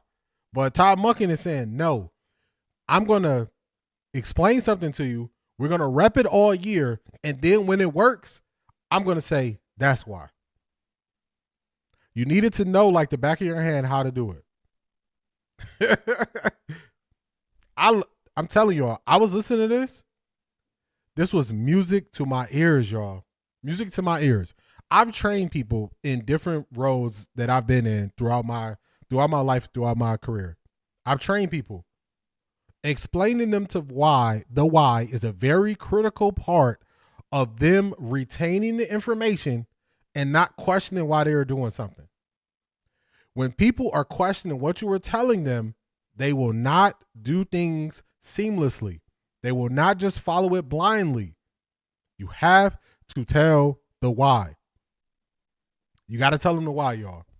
Todd Monken did this, and I just appreciate it. I'm a need to know why person. It helps me perform better. A lot of people are like that. Kevin Stefanski couldn't explain the why he hated Shedeur asking him. I agree with that.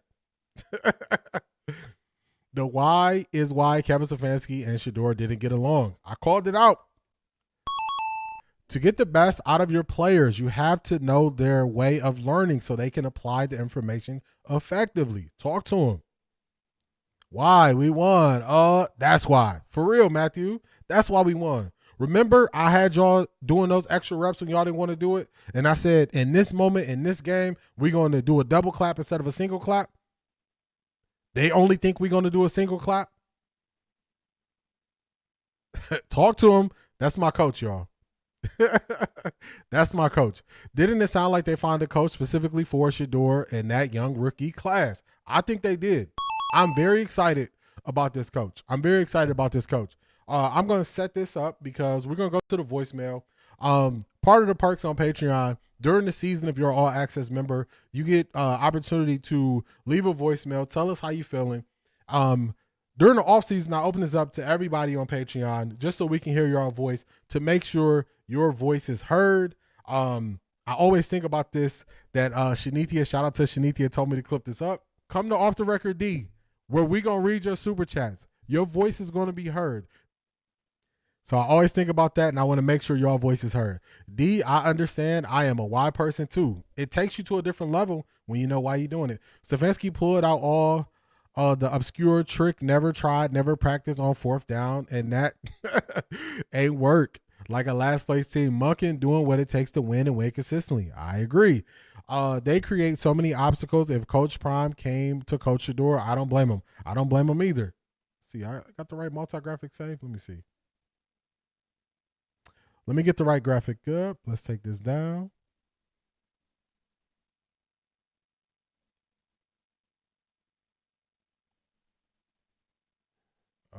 Let's see. Let me search this real quick to get the right thing.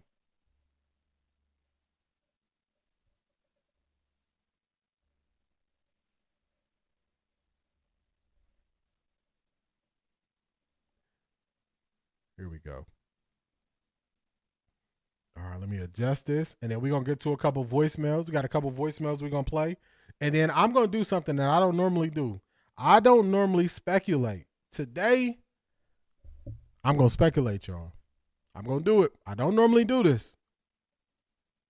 But there comes a time where you got to put your name on something. You got to stand on something. You got to stamp it. I'm going to stamp something today. Y'all might be surprised. Y'all might be surprised. All right, this is our first voice message. Y'all going to hear who it is.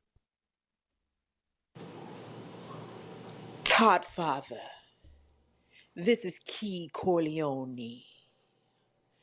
You are making us an offer that we cannot refuse. P.S. Tell Mary Kay to pull that lace front up.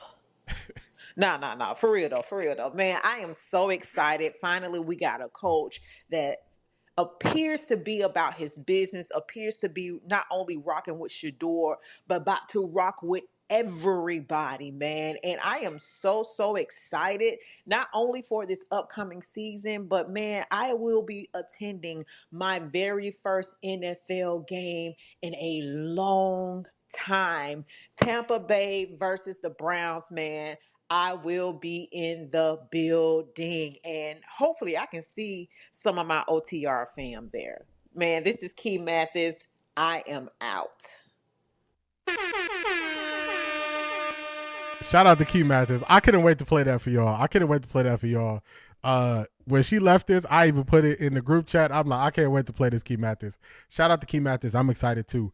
Are you going to get to the Emmitt Smith interview? I got you, Beast. We're going to get to that. We're going to get to that next. I got one more. Laurie, we make sure we get you through your day. D, I need to connect offline to get some of your wisdom. All right, we'll link, Prentice.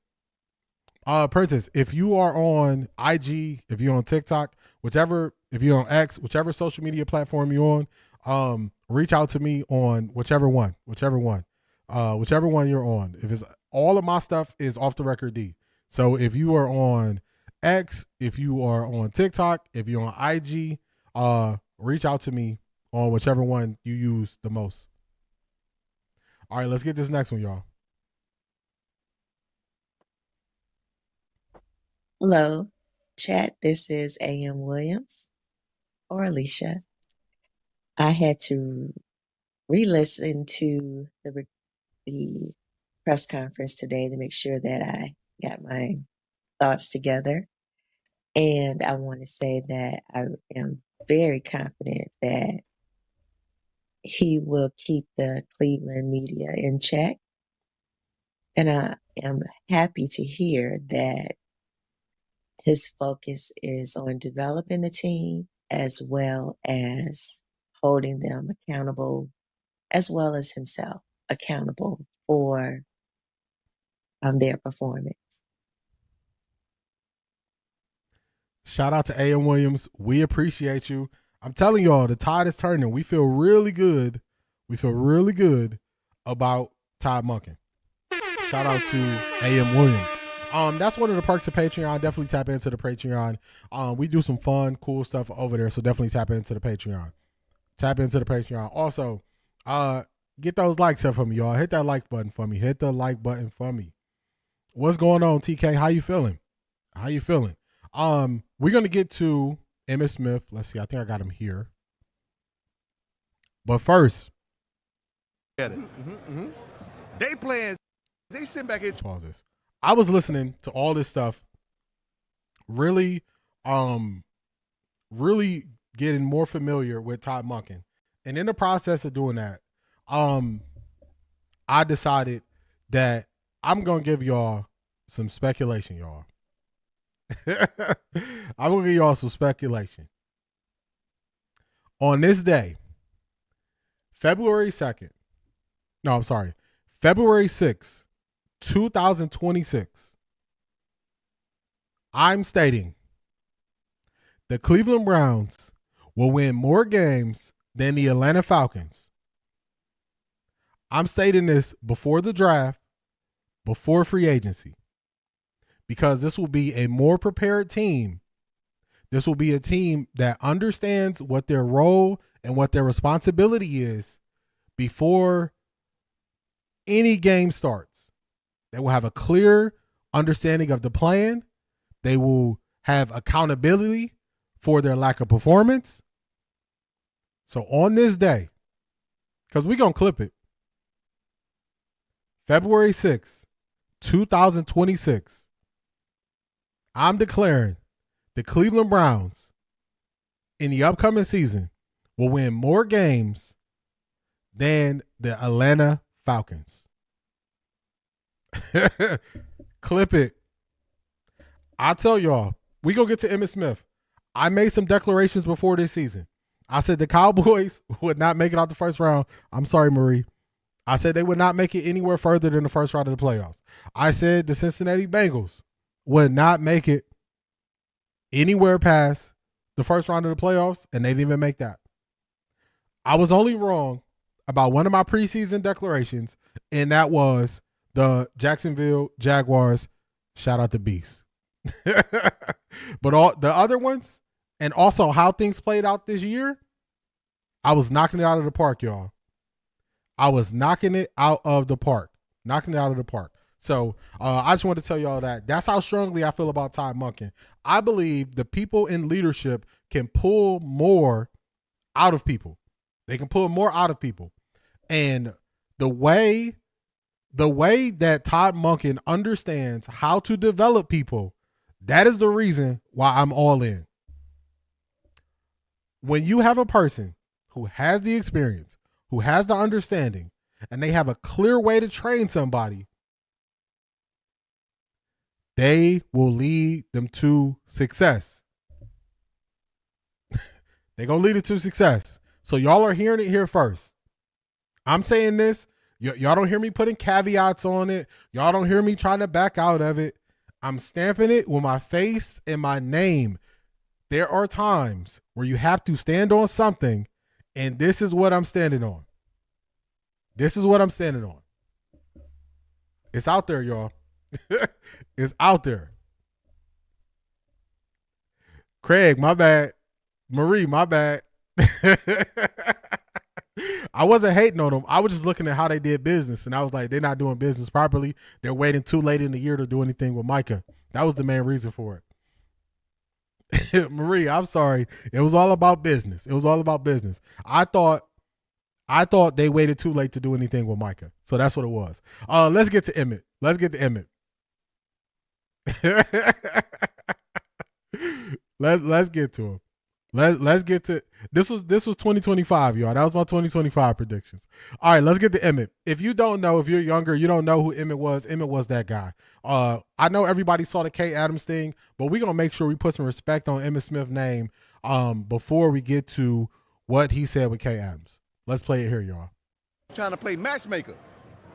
They ain't doing shit in between the lines. You out here trying. Well, the number said this because of this and that. No, the number said it's third down. We need to. We ain't make it. We need to kick this field goal. The number said Emmitt Smith was not even supposed to be the all-time leading rusher. Talk that the talk. Number said Emmitt Smith wasn't even supposed to be in the league. Talk to no him. more than 3.5, 4 years. That was the number said. That's what the number said. What Emmitt say? Goddamn. Emmitt said 15. Talk that talk, Emmitt. 18. How many yards he say rushing? 18, 355. What'd he say? He said 164 touchdowns. How many Super Bowls he said? He said 3 Super Bowls and an MVP. Oh! But all. What did he tell him about the Hall of Fame? Hey, 2010. 2010. Come on. Put some respect on my name. You understand me? When y'all saying my name, put some respect on it. Just for anybody who didn't know no better, when y'all saying Emmitt Smith's name, put some respect on it. I had to run that because we pulling other people's stats, and they stats looking funny in the light. Emmitt's stats not looking funny in the light. They are not looking funny in the light. It ain't looking funny in the light. He said I wasn't supposed to be here but 3 years. So when y'all say Emmitt name, put some respect on it. When people try to get mad at what he said about Shedeur, put some respect on his name when you say his name. Put some respect on it. I just had to show that. Let me run it back for you. Let me run it back. He said he wasn't supposed to be here. Go about here.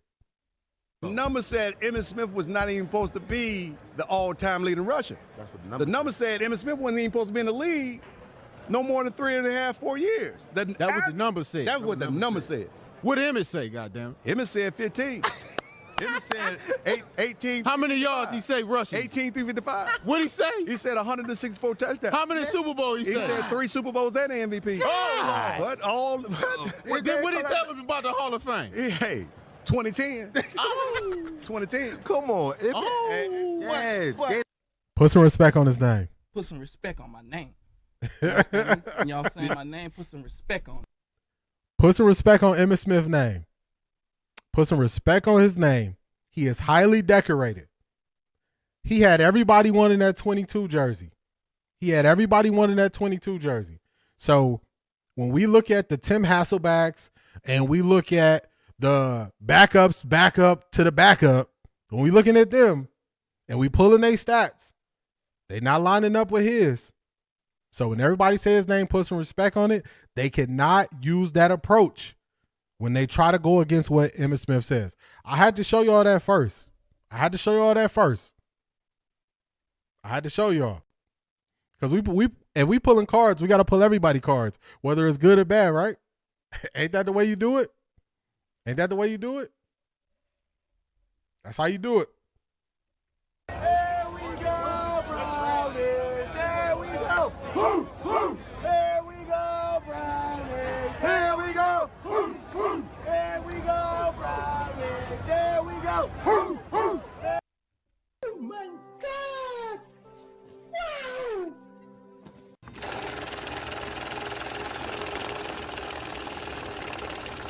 I got money. Shout out to Selmo Fudd. Talk to him, D. I declare and decree that with you, and we standing on business with it. 100. It always comes a point where you have to stamp your name on something. You got to pick a side. You got to make a decision. You got to put it out there clear how you feel. Eliminate the gray.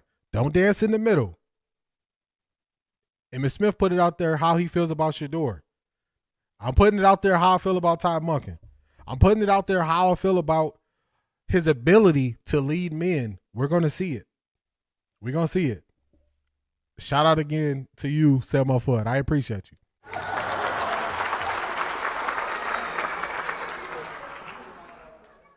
We going to get to what he said about Shedeur. I love that prediction, D. I am not in Cleveland, and I can feel it in Texas. Tell him. Ask Mike Tomlin. For real. For real. I think we could do better than the Ravens and the Steelers. I agree. I'm going to lay off y'all Cowboys. I'm going to lay off them. But I'm going to surprise y'all. I got something else for you. Them boys, yes sir, Emmitt.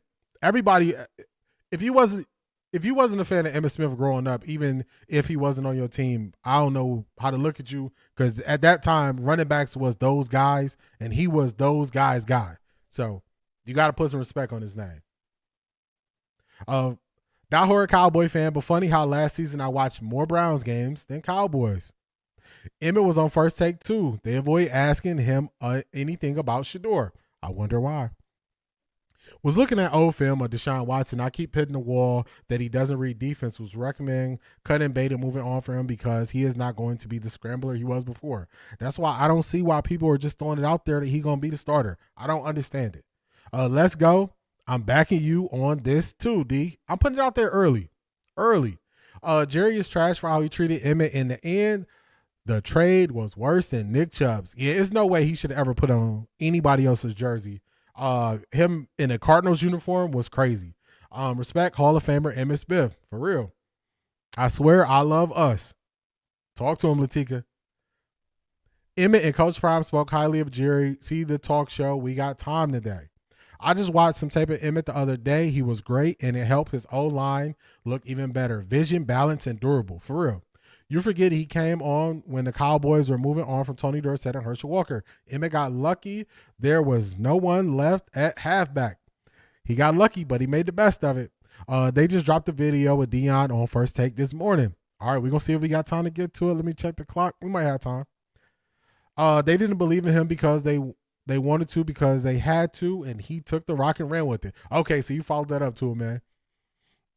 You followed that up. Okay. D, we getting a primetime game. Also, I believe we're going to get a couple. I believe the Browns will win the division this year. This is the time to take advantage of the opportunity. D, I would not be surprised if the Browns do better than the Giants. Now y'all picking up what I'm putting down. When you really go to the football, these people are going to start looking funny in the light. Cleveland is definitely going to win more games than ATL. Let Stanky bring DG as QB1 to ATL. It's over for him. He can do what he do. Monken has something to prove. 12 has something to prove. It's nothing like people who got something to prove. Now let's get to Kay Adams and Emmitt Smith. Let me pause that. I thought this was funny to see Emmitt Smith wearing Jordans, y'all. I thought this was funny. I don't always bring props, but I'll tell y'all something else about me that y'all don't know. I used to be a big sneakerhead. I used to wait in line hours overnight to get shoes. I used to be big into sneakers, y'all. D, can you leave the live chat up for the replay?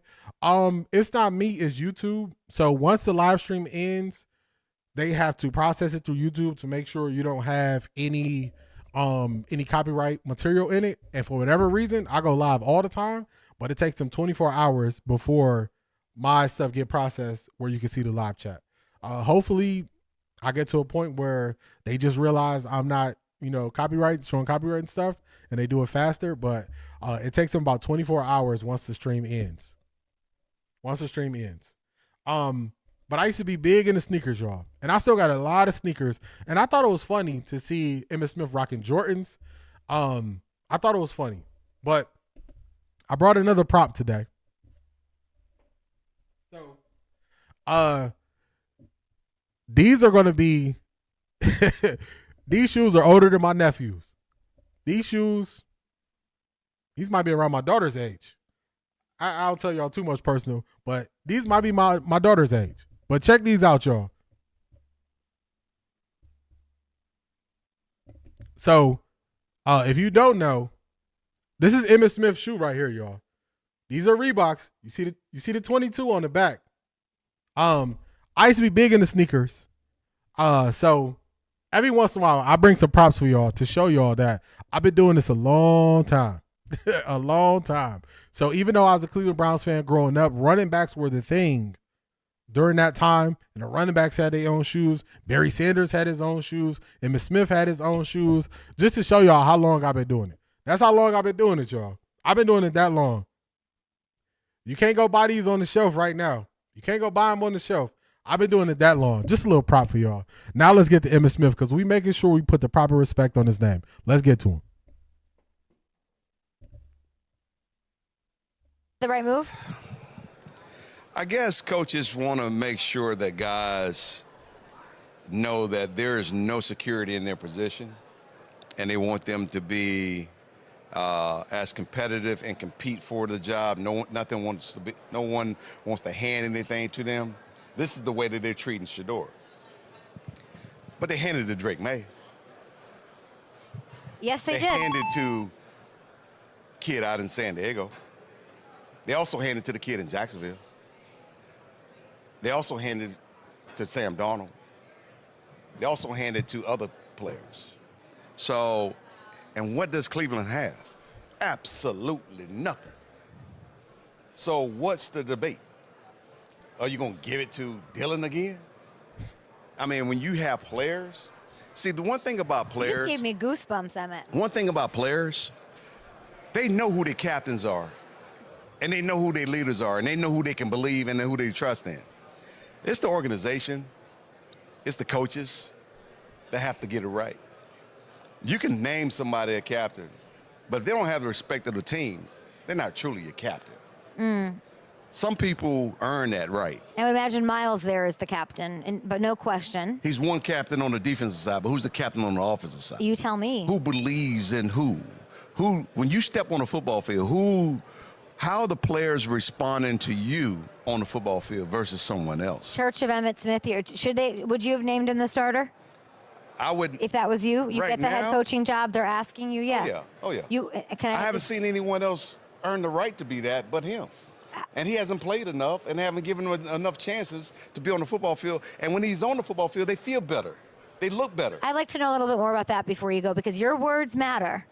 What has Shedeur done that convinces you that he should be? The team believes differently. You can tell while you're watching. His energy is different. His swag is different. His level of confidence is different. And notice I said confidence. I didn't say nothing about arrogance. His level of confidence is different. And so he believes that he has the ability to do it. He's not walking out there thinking that, can I do it? Or do I have the possibility to do it? No, I'm going to make it happen. That's the way he's approaching it. And I appreciate it. And I've known Shedeur since he was a kid. And I watched him grow. I know his training. I know his background. And I know where he comes from. He comes from a line of championships. That's the way I would look at it. And years of experience at that position. He was trained that way. And he grew up with understanding how to play the quarterback position from a guy that played in the National Football League. So I don't question his ability to understand and recognize coverages and his ability to control and manage the offense. Now, managing the offense is the key to every quarterback's position. Not putting the ball in harm's way is the key to how successful a quarterback can become. Shedeur, given the opportunity and working with him, as you will work with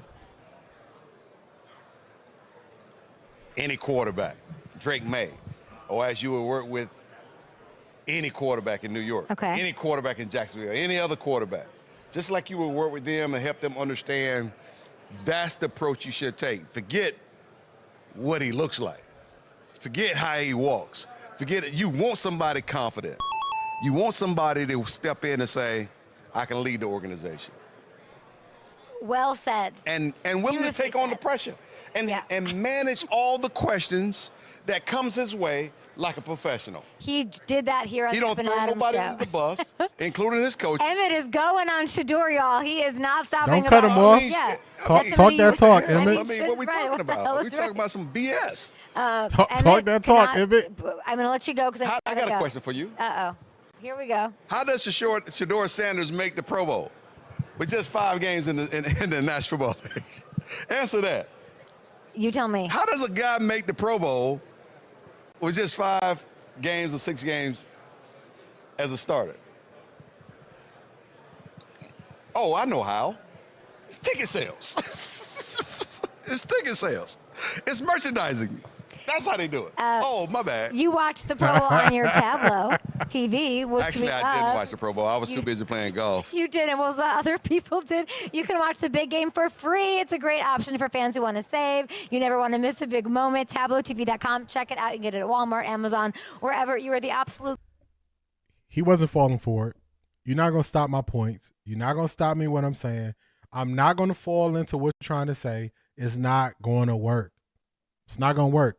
He said, I'm going to stand on what I feel and believe, and I'm going to put this thing out here, and I'm going to make it clear. Clear. You're not going to guess. You're not going to guess. So that's the difference. That's somebody who is standing on what they believe right there. She ain't know what to do with it. She ain't know what to do. She was confused. She like, dang, he's still going. You're not going to use me for a clip. You're not going to use me and not let me finish my train of thought. I'm putting my entire thought out here, my entire view out here. So shout out to Emmitt Smith. Put some respect on his name when you say it. We're going to get to, I got a little bit of time left. We're going to get to what Zedric sent me, and then I'm going to try to find Coach Prime on First Take. And then we'll wrap the show that way. Let me find this in the background.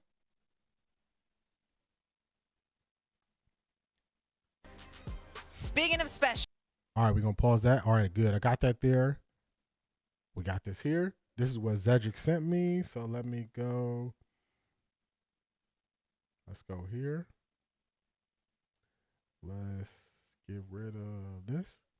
Let me hit some of y'all chats real quick. Emmitt said it on business. Emmitt was standing 10 toes down. Facts on Shedeur. Monken and Shedeur sound alike at times. Monken mentioned something about running to the smoke, and Shedeur has a shirt similar to that. He a fan. For real. They booed DG off the field. Everybody knew. Black Pearl, checkmate. He shut her narrative down. If she's a good journalist, she would be intrigued to go see what he sees. For real. See Brown run. I hate her interviews. The Church of Emmitt. She just trash. Again, why is she there? I could do this coming off the street. Talk to him. Talk that talk, Emmitt. It's funny how she tried to cut him short, but he kept talking and said everything he wanted to say. Don't cut him off now. You were trying to bait him. Get him. He's shooting. Emmitt was dropping darts. She wasn't ready for all the knowledge.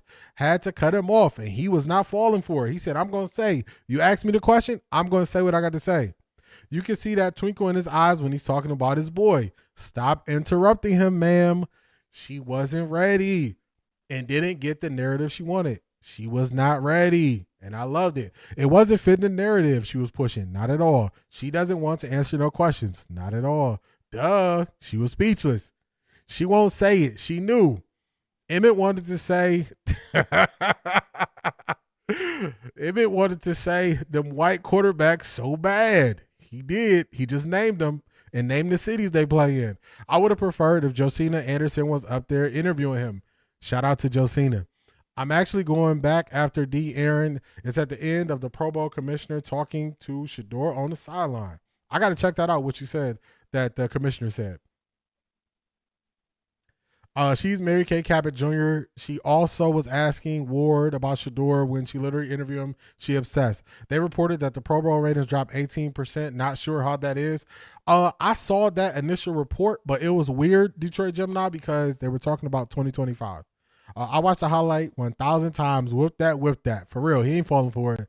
Ain't no fun when the rabbit got the gun, huh, Kay Adams? For real. She not a good interviewer. I was busy. Did you play the part when he named those white QBs who were given a QB job, not earned but given? I did. The video of Coach Prime is on ESPN on YouTube. I got that coming next. She reminds me of Roxy Diaz. He interrupt, and everybody else know that's a friend now. RC and Shannon. I sent the link to Prime speaking. Appreciate you. I pulled it up. I got it. This is what Zedric sent me. This is Shelby Harris. Let's hear him out, and then we're going to get to Coach Prime. From a lot of people and about stuff that they don't even know about. You know, he's a great kid in the locker room, and yes, he's young, but we all were at one point. You know what I mean? So that's the biggest thing is he's going to make mistakes. He's not going to be perfect, but we're going to be there with arms wide open to help him succeed. And I feel like the narrative about him is just so wrong. He's bright. He's so intelligent. He's vocal. And isn't that what you want in a leader? You want somebody that's going to tell you when you're doing something wrong. You want somebody that's going to correct you and also be there for you when you mess up. And that's what makes he has these special traits, and that's what makes him different. I feel like he gets. Talk that talk, Shelby Harris. He said we standing on business. We standing on business about Shedeur. We standing on business about Shedeur. That sounds like somebody they want to play for. Todd Monken said we want somebody the team wants to play for. Doesn't that sound like somebody the team want to play for? Let me get rid of some of these other ones. We only need one. All right, let's get to Coach Prime. Let's see. Super Bowl thoughts. Shedeur experience. Let's jump there. Here we go. Played it. Not playing, not getting reps, does play, does perform. Then it's question, is he the starter? Then lastly, he's a Pro Bowler when some would say he wasn't. Right. How do you analyze your son, Shedeur? Man, I'm proud of him. I'm happy for him. He's accomplished something I didn't do even in his first year. It took me 2 years, 3 years. My third year I made the Pro Bowl. But I'm just proud of him. People have no idea of what he's truly gone through. Yeah. You just seeing what's on stage. You haven't seen behind the curtains. I know what's behind the curtains. I know all the bull junk that transpired, but I'm so darn proud of him as a man, and he's standing on his faith, he's standing on his belief, and his relationship with the Lord has come so much closer than it was before because of these transitions and what has transpired. Well, let me say this, piggybacking off the question, not to belabor it, but I'm not worried about Shedeur. He can ball, he's young, he's vibrant, he got you as his daddy. He'll be all right. I want to ask you about you. How are you doing? I'm doing great. In light of what you went through, because like you just alluded to, what you had to go through watching. It was tough. It was a tough year for the Sanders. Getting our butts kicked in Colorado, we gonna get that right. I promise. Oh man, I promise you that. We gonna get that right. We got that right with what we did in this portal. But talk to him, Coach Prime. For the Sanders family, you know, both my daughters, my Shiloh getting cut, and he went out swinging. No, I got to give him that. He went out swinging. Literally. Junior is with me right now doing his thing. But it was a tough year. But we didn't falter, man. We didn't doubt. We didn't back up off that thing. We stood there and we fought, man, and we back. This year in 26 is ours. You know, we're going to dominate this year from the top to the bottom. You know, sometimes when God gives us these trials and these adversities, he's already built us up to handle them. Yeah. What do you want people to learn about yourself? That your is sons, Stephen A. your switching daughters, up, the y'all. Sanders family as a whole, in the way that you still show up through all the things You that didn't you've gone make through. us, so you can't break. Of course they're going to switch up when he right there in their face because they don't really believe it. They don't really believe the stuff they were saying. You're right, Zedric. They're getting ready to tell it. Coach Prime has been giving us breadcrumbs. He has. Now Ryan talking about faith and talk about this. Was you talking about faith when RC, not you, when Channing said he was going to sell his soul? What you talking about, Ryan? What? Bro, what are you talking about, man? What are you talking about, man? I want y'all to hear what Coach Prime is going to say. I want to make sure I don't cut off the beginning of what he says because it's very important right here. Show up through all the things You that didn't you've gone make through. us, so you can't break us. You ain't build us, so you can't kill us. You ain't invent us, so you can't prevent us. We are Sanders, and we are built to last. And I love it. I love the. I got to play that back. I got to play that back. I got to play it back. Shout out to Coach Prime. I got to play that back. I got to run it back. I want everybody, all the haters, if you hate watching, if you hating on Shedeur, if you hating on Shiloh, if you hating on Coach Prime, if you hating on the Sanders, if you trying to start drama, if you don't like them, Coach Prime has some words for you. Let me rewind that back. I'm going to play that again. This is for the haters. This is for the haters. What Shorty Low say? Big up to all my haters. Haters, this is for you. Coach Prime has a message.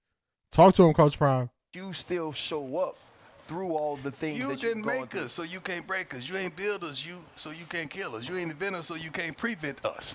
We are Sanders, and we are built to last. And I love it. I love the trials and the tests. I just want people to keep on watching the story. Don't stop. Yeah. See, a lot of people, when they're going through the trials and tribulations, they stop. in the middle and let people take pictures of it. And that, when I'm not a hunter by any means, but they told me when people hunt, the only time they get a good shot on what they're hunting is when it's still. Baby, we keep it moving.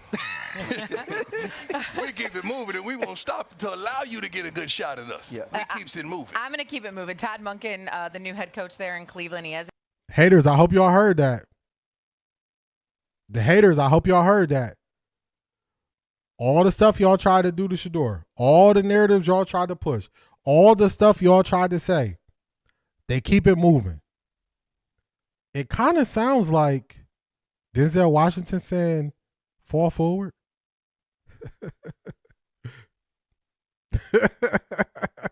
Shanithia, you know what it is. You know what it is. All the haters, they got words for you. It didn't work. Shedeur told you. Y'all wanted to see me fail, but y'all won't. Coach Prime told you. You didn't make us. You can't break us. We built tough. I hope y'all see this. I hope y'all listening. The same way y'all try to go to well-off videos and pull little clips and start narratives from it, the same way y'all go in on anything that happens with Shedeur, I hope y'all listening. I hope y'all listening. I hope y'all are listening. Hasn't committed yet to Shedeur. So what advice has you given him? Now you head into a new season, a new off season with the Browns. Work. That's the way you win everything in life, but work. I ain't never seen somebody that's don't want to work, win, or succeed, or become successful, or people follow. He's a worker. He's a bona fide worker. It's funny that all this bull junk they was putting out on him, at this time last year, where has that gone? Where has that gone? Because he's a true leader. He's a bona fide baller. He can play. He studies. He prepares. When he walks into a room, he knows how to win it. But it's just the work. Just getting in there with the head coach, getting in there with the OC, just getting the playbook early and just put in work. I want to talk about, Colorado, and let's go. So everybody who didn't know, if Shedeur was putting in the work, he putting in the work. He going to put in the work, y'all. All the haters who tried to say, if you support Shedeur, you want something handed to him.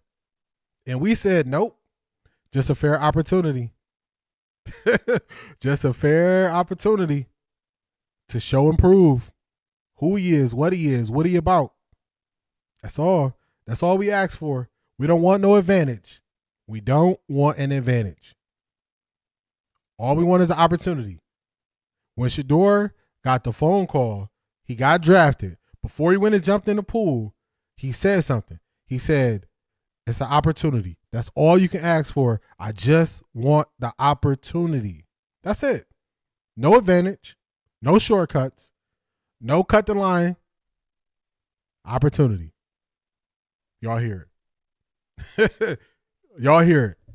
So the haters, man, oh man, it's going to be a long weekend for y'all. Y'all don't know about football. Y'all don't know about Shedeur.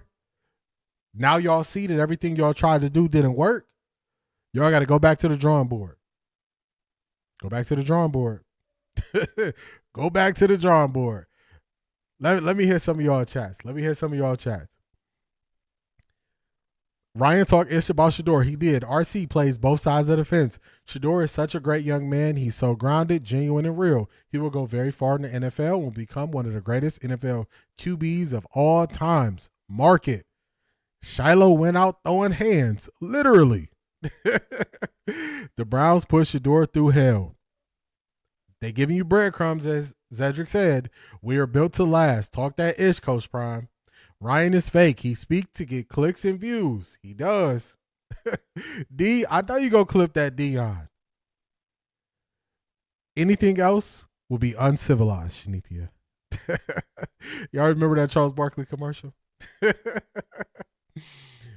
If I was not saved, I would say something so vile about Ryan and Steven Turncoats. Don't do it. Don't do it, Wet 11s. Don't do it. Prime keeps it 100.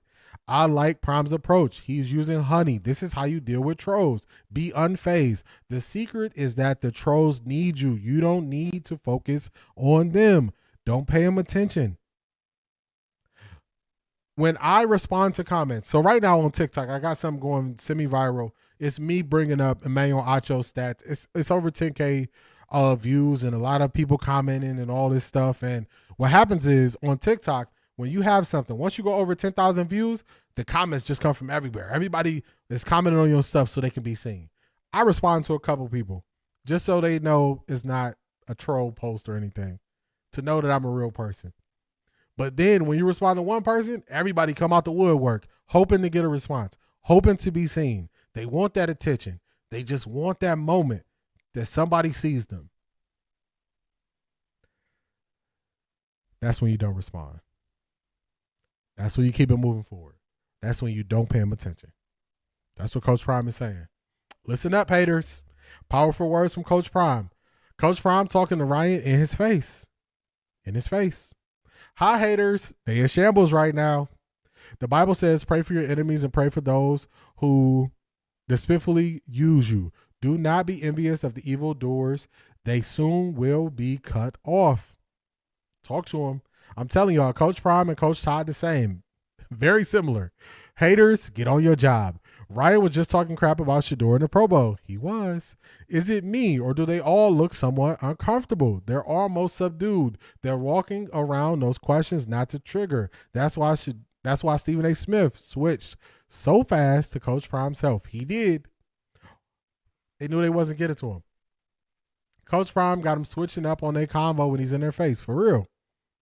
Of course, he put in the work. Those fake narratives were killing me. Do you know who his daddy is? Shedeur been proving the doubters wrong since high school. DG got it handed to him, and look what happened. Shedeur deserves the same opportunity. It'll be interesting to see how they talk going forward. Haters are being exposed. Pay the haters dust. Don't pay them no response, D. Half of those people need a hug.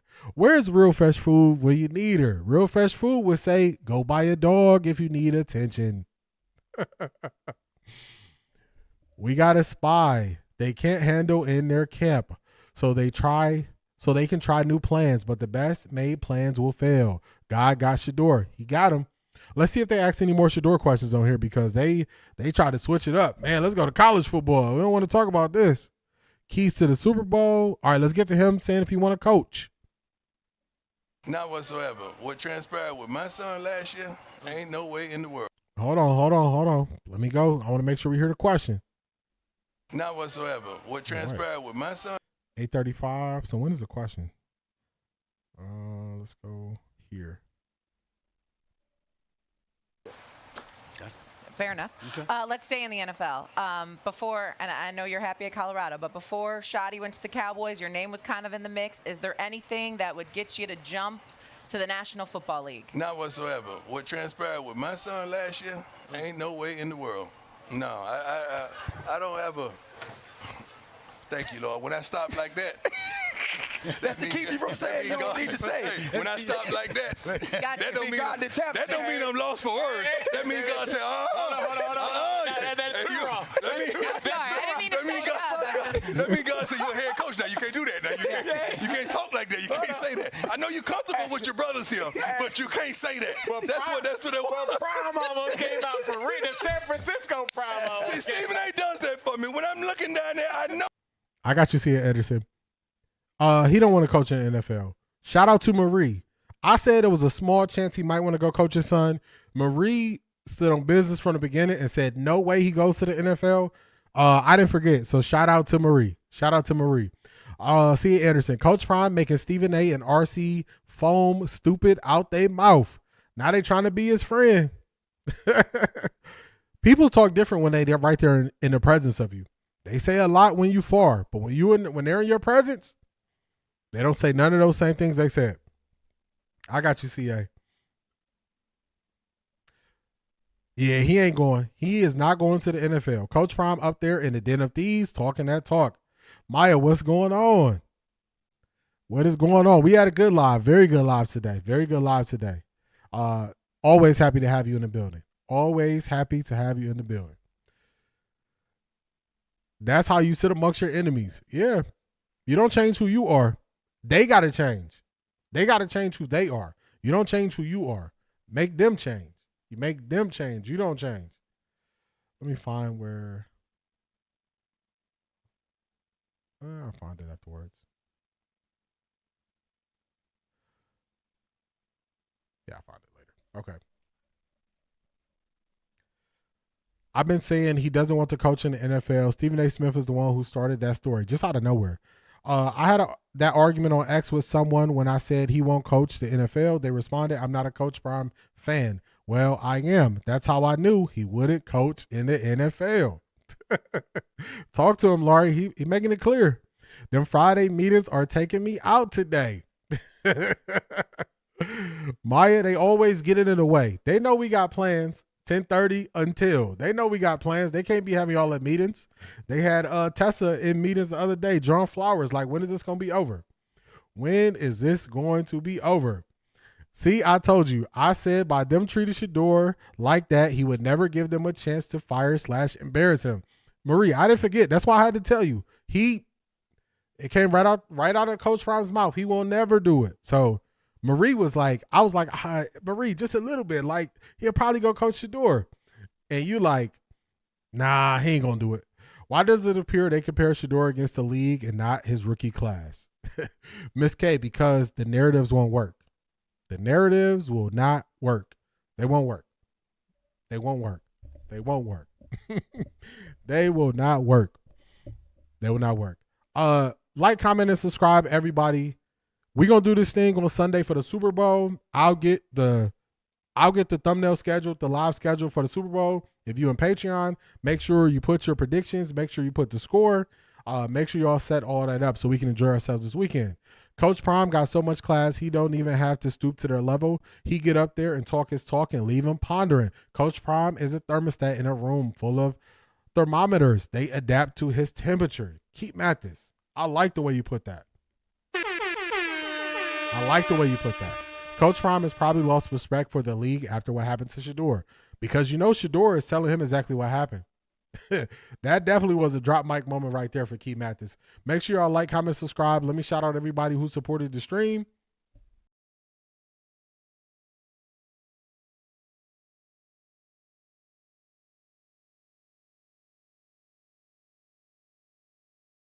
I appreciate y'all. Shout out to everybody on the Patreon. If you're not on Patreon, definitely tap into the Patreon.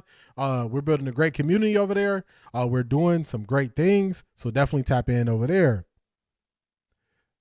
Laurie said, what y'all bringing to the Super Bowl party? If somebody better not say they bring a blue cornbread, and you better not say you bringing a pop. Bring something tangible. Now the NFL is trying to ask Sanders for forgiveness by putting Shedeur in the Pro Bowl and got Deion in the celebrity flag football game. Great live. Have a blessed day, everyone. Enjoy the next couple of days. Don't let the haters get to y'all. Don't let them get to y'all. They're going to try their best. They're going to try their best. Prentice Premier, I'm going to tap in with you also. Whichever platform you use the most comfortable with, IG, X, TikTok. Tap in with me. I'll be looking for a message from you on whichever platform you use. I check them throughout the day. Like, comment, and subscribe. It's been real. I'll catch y'all on Sunday. Peace, everybody.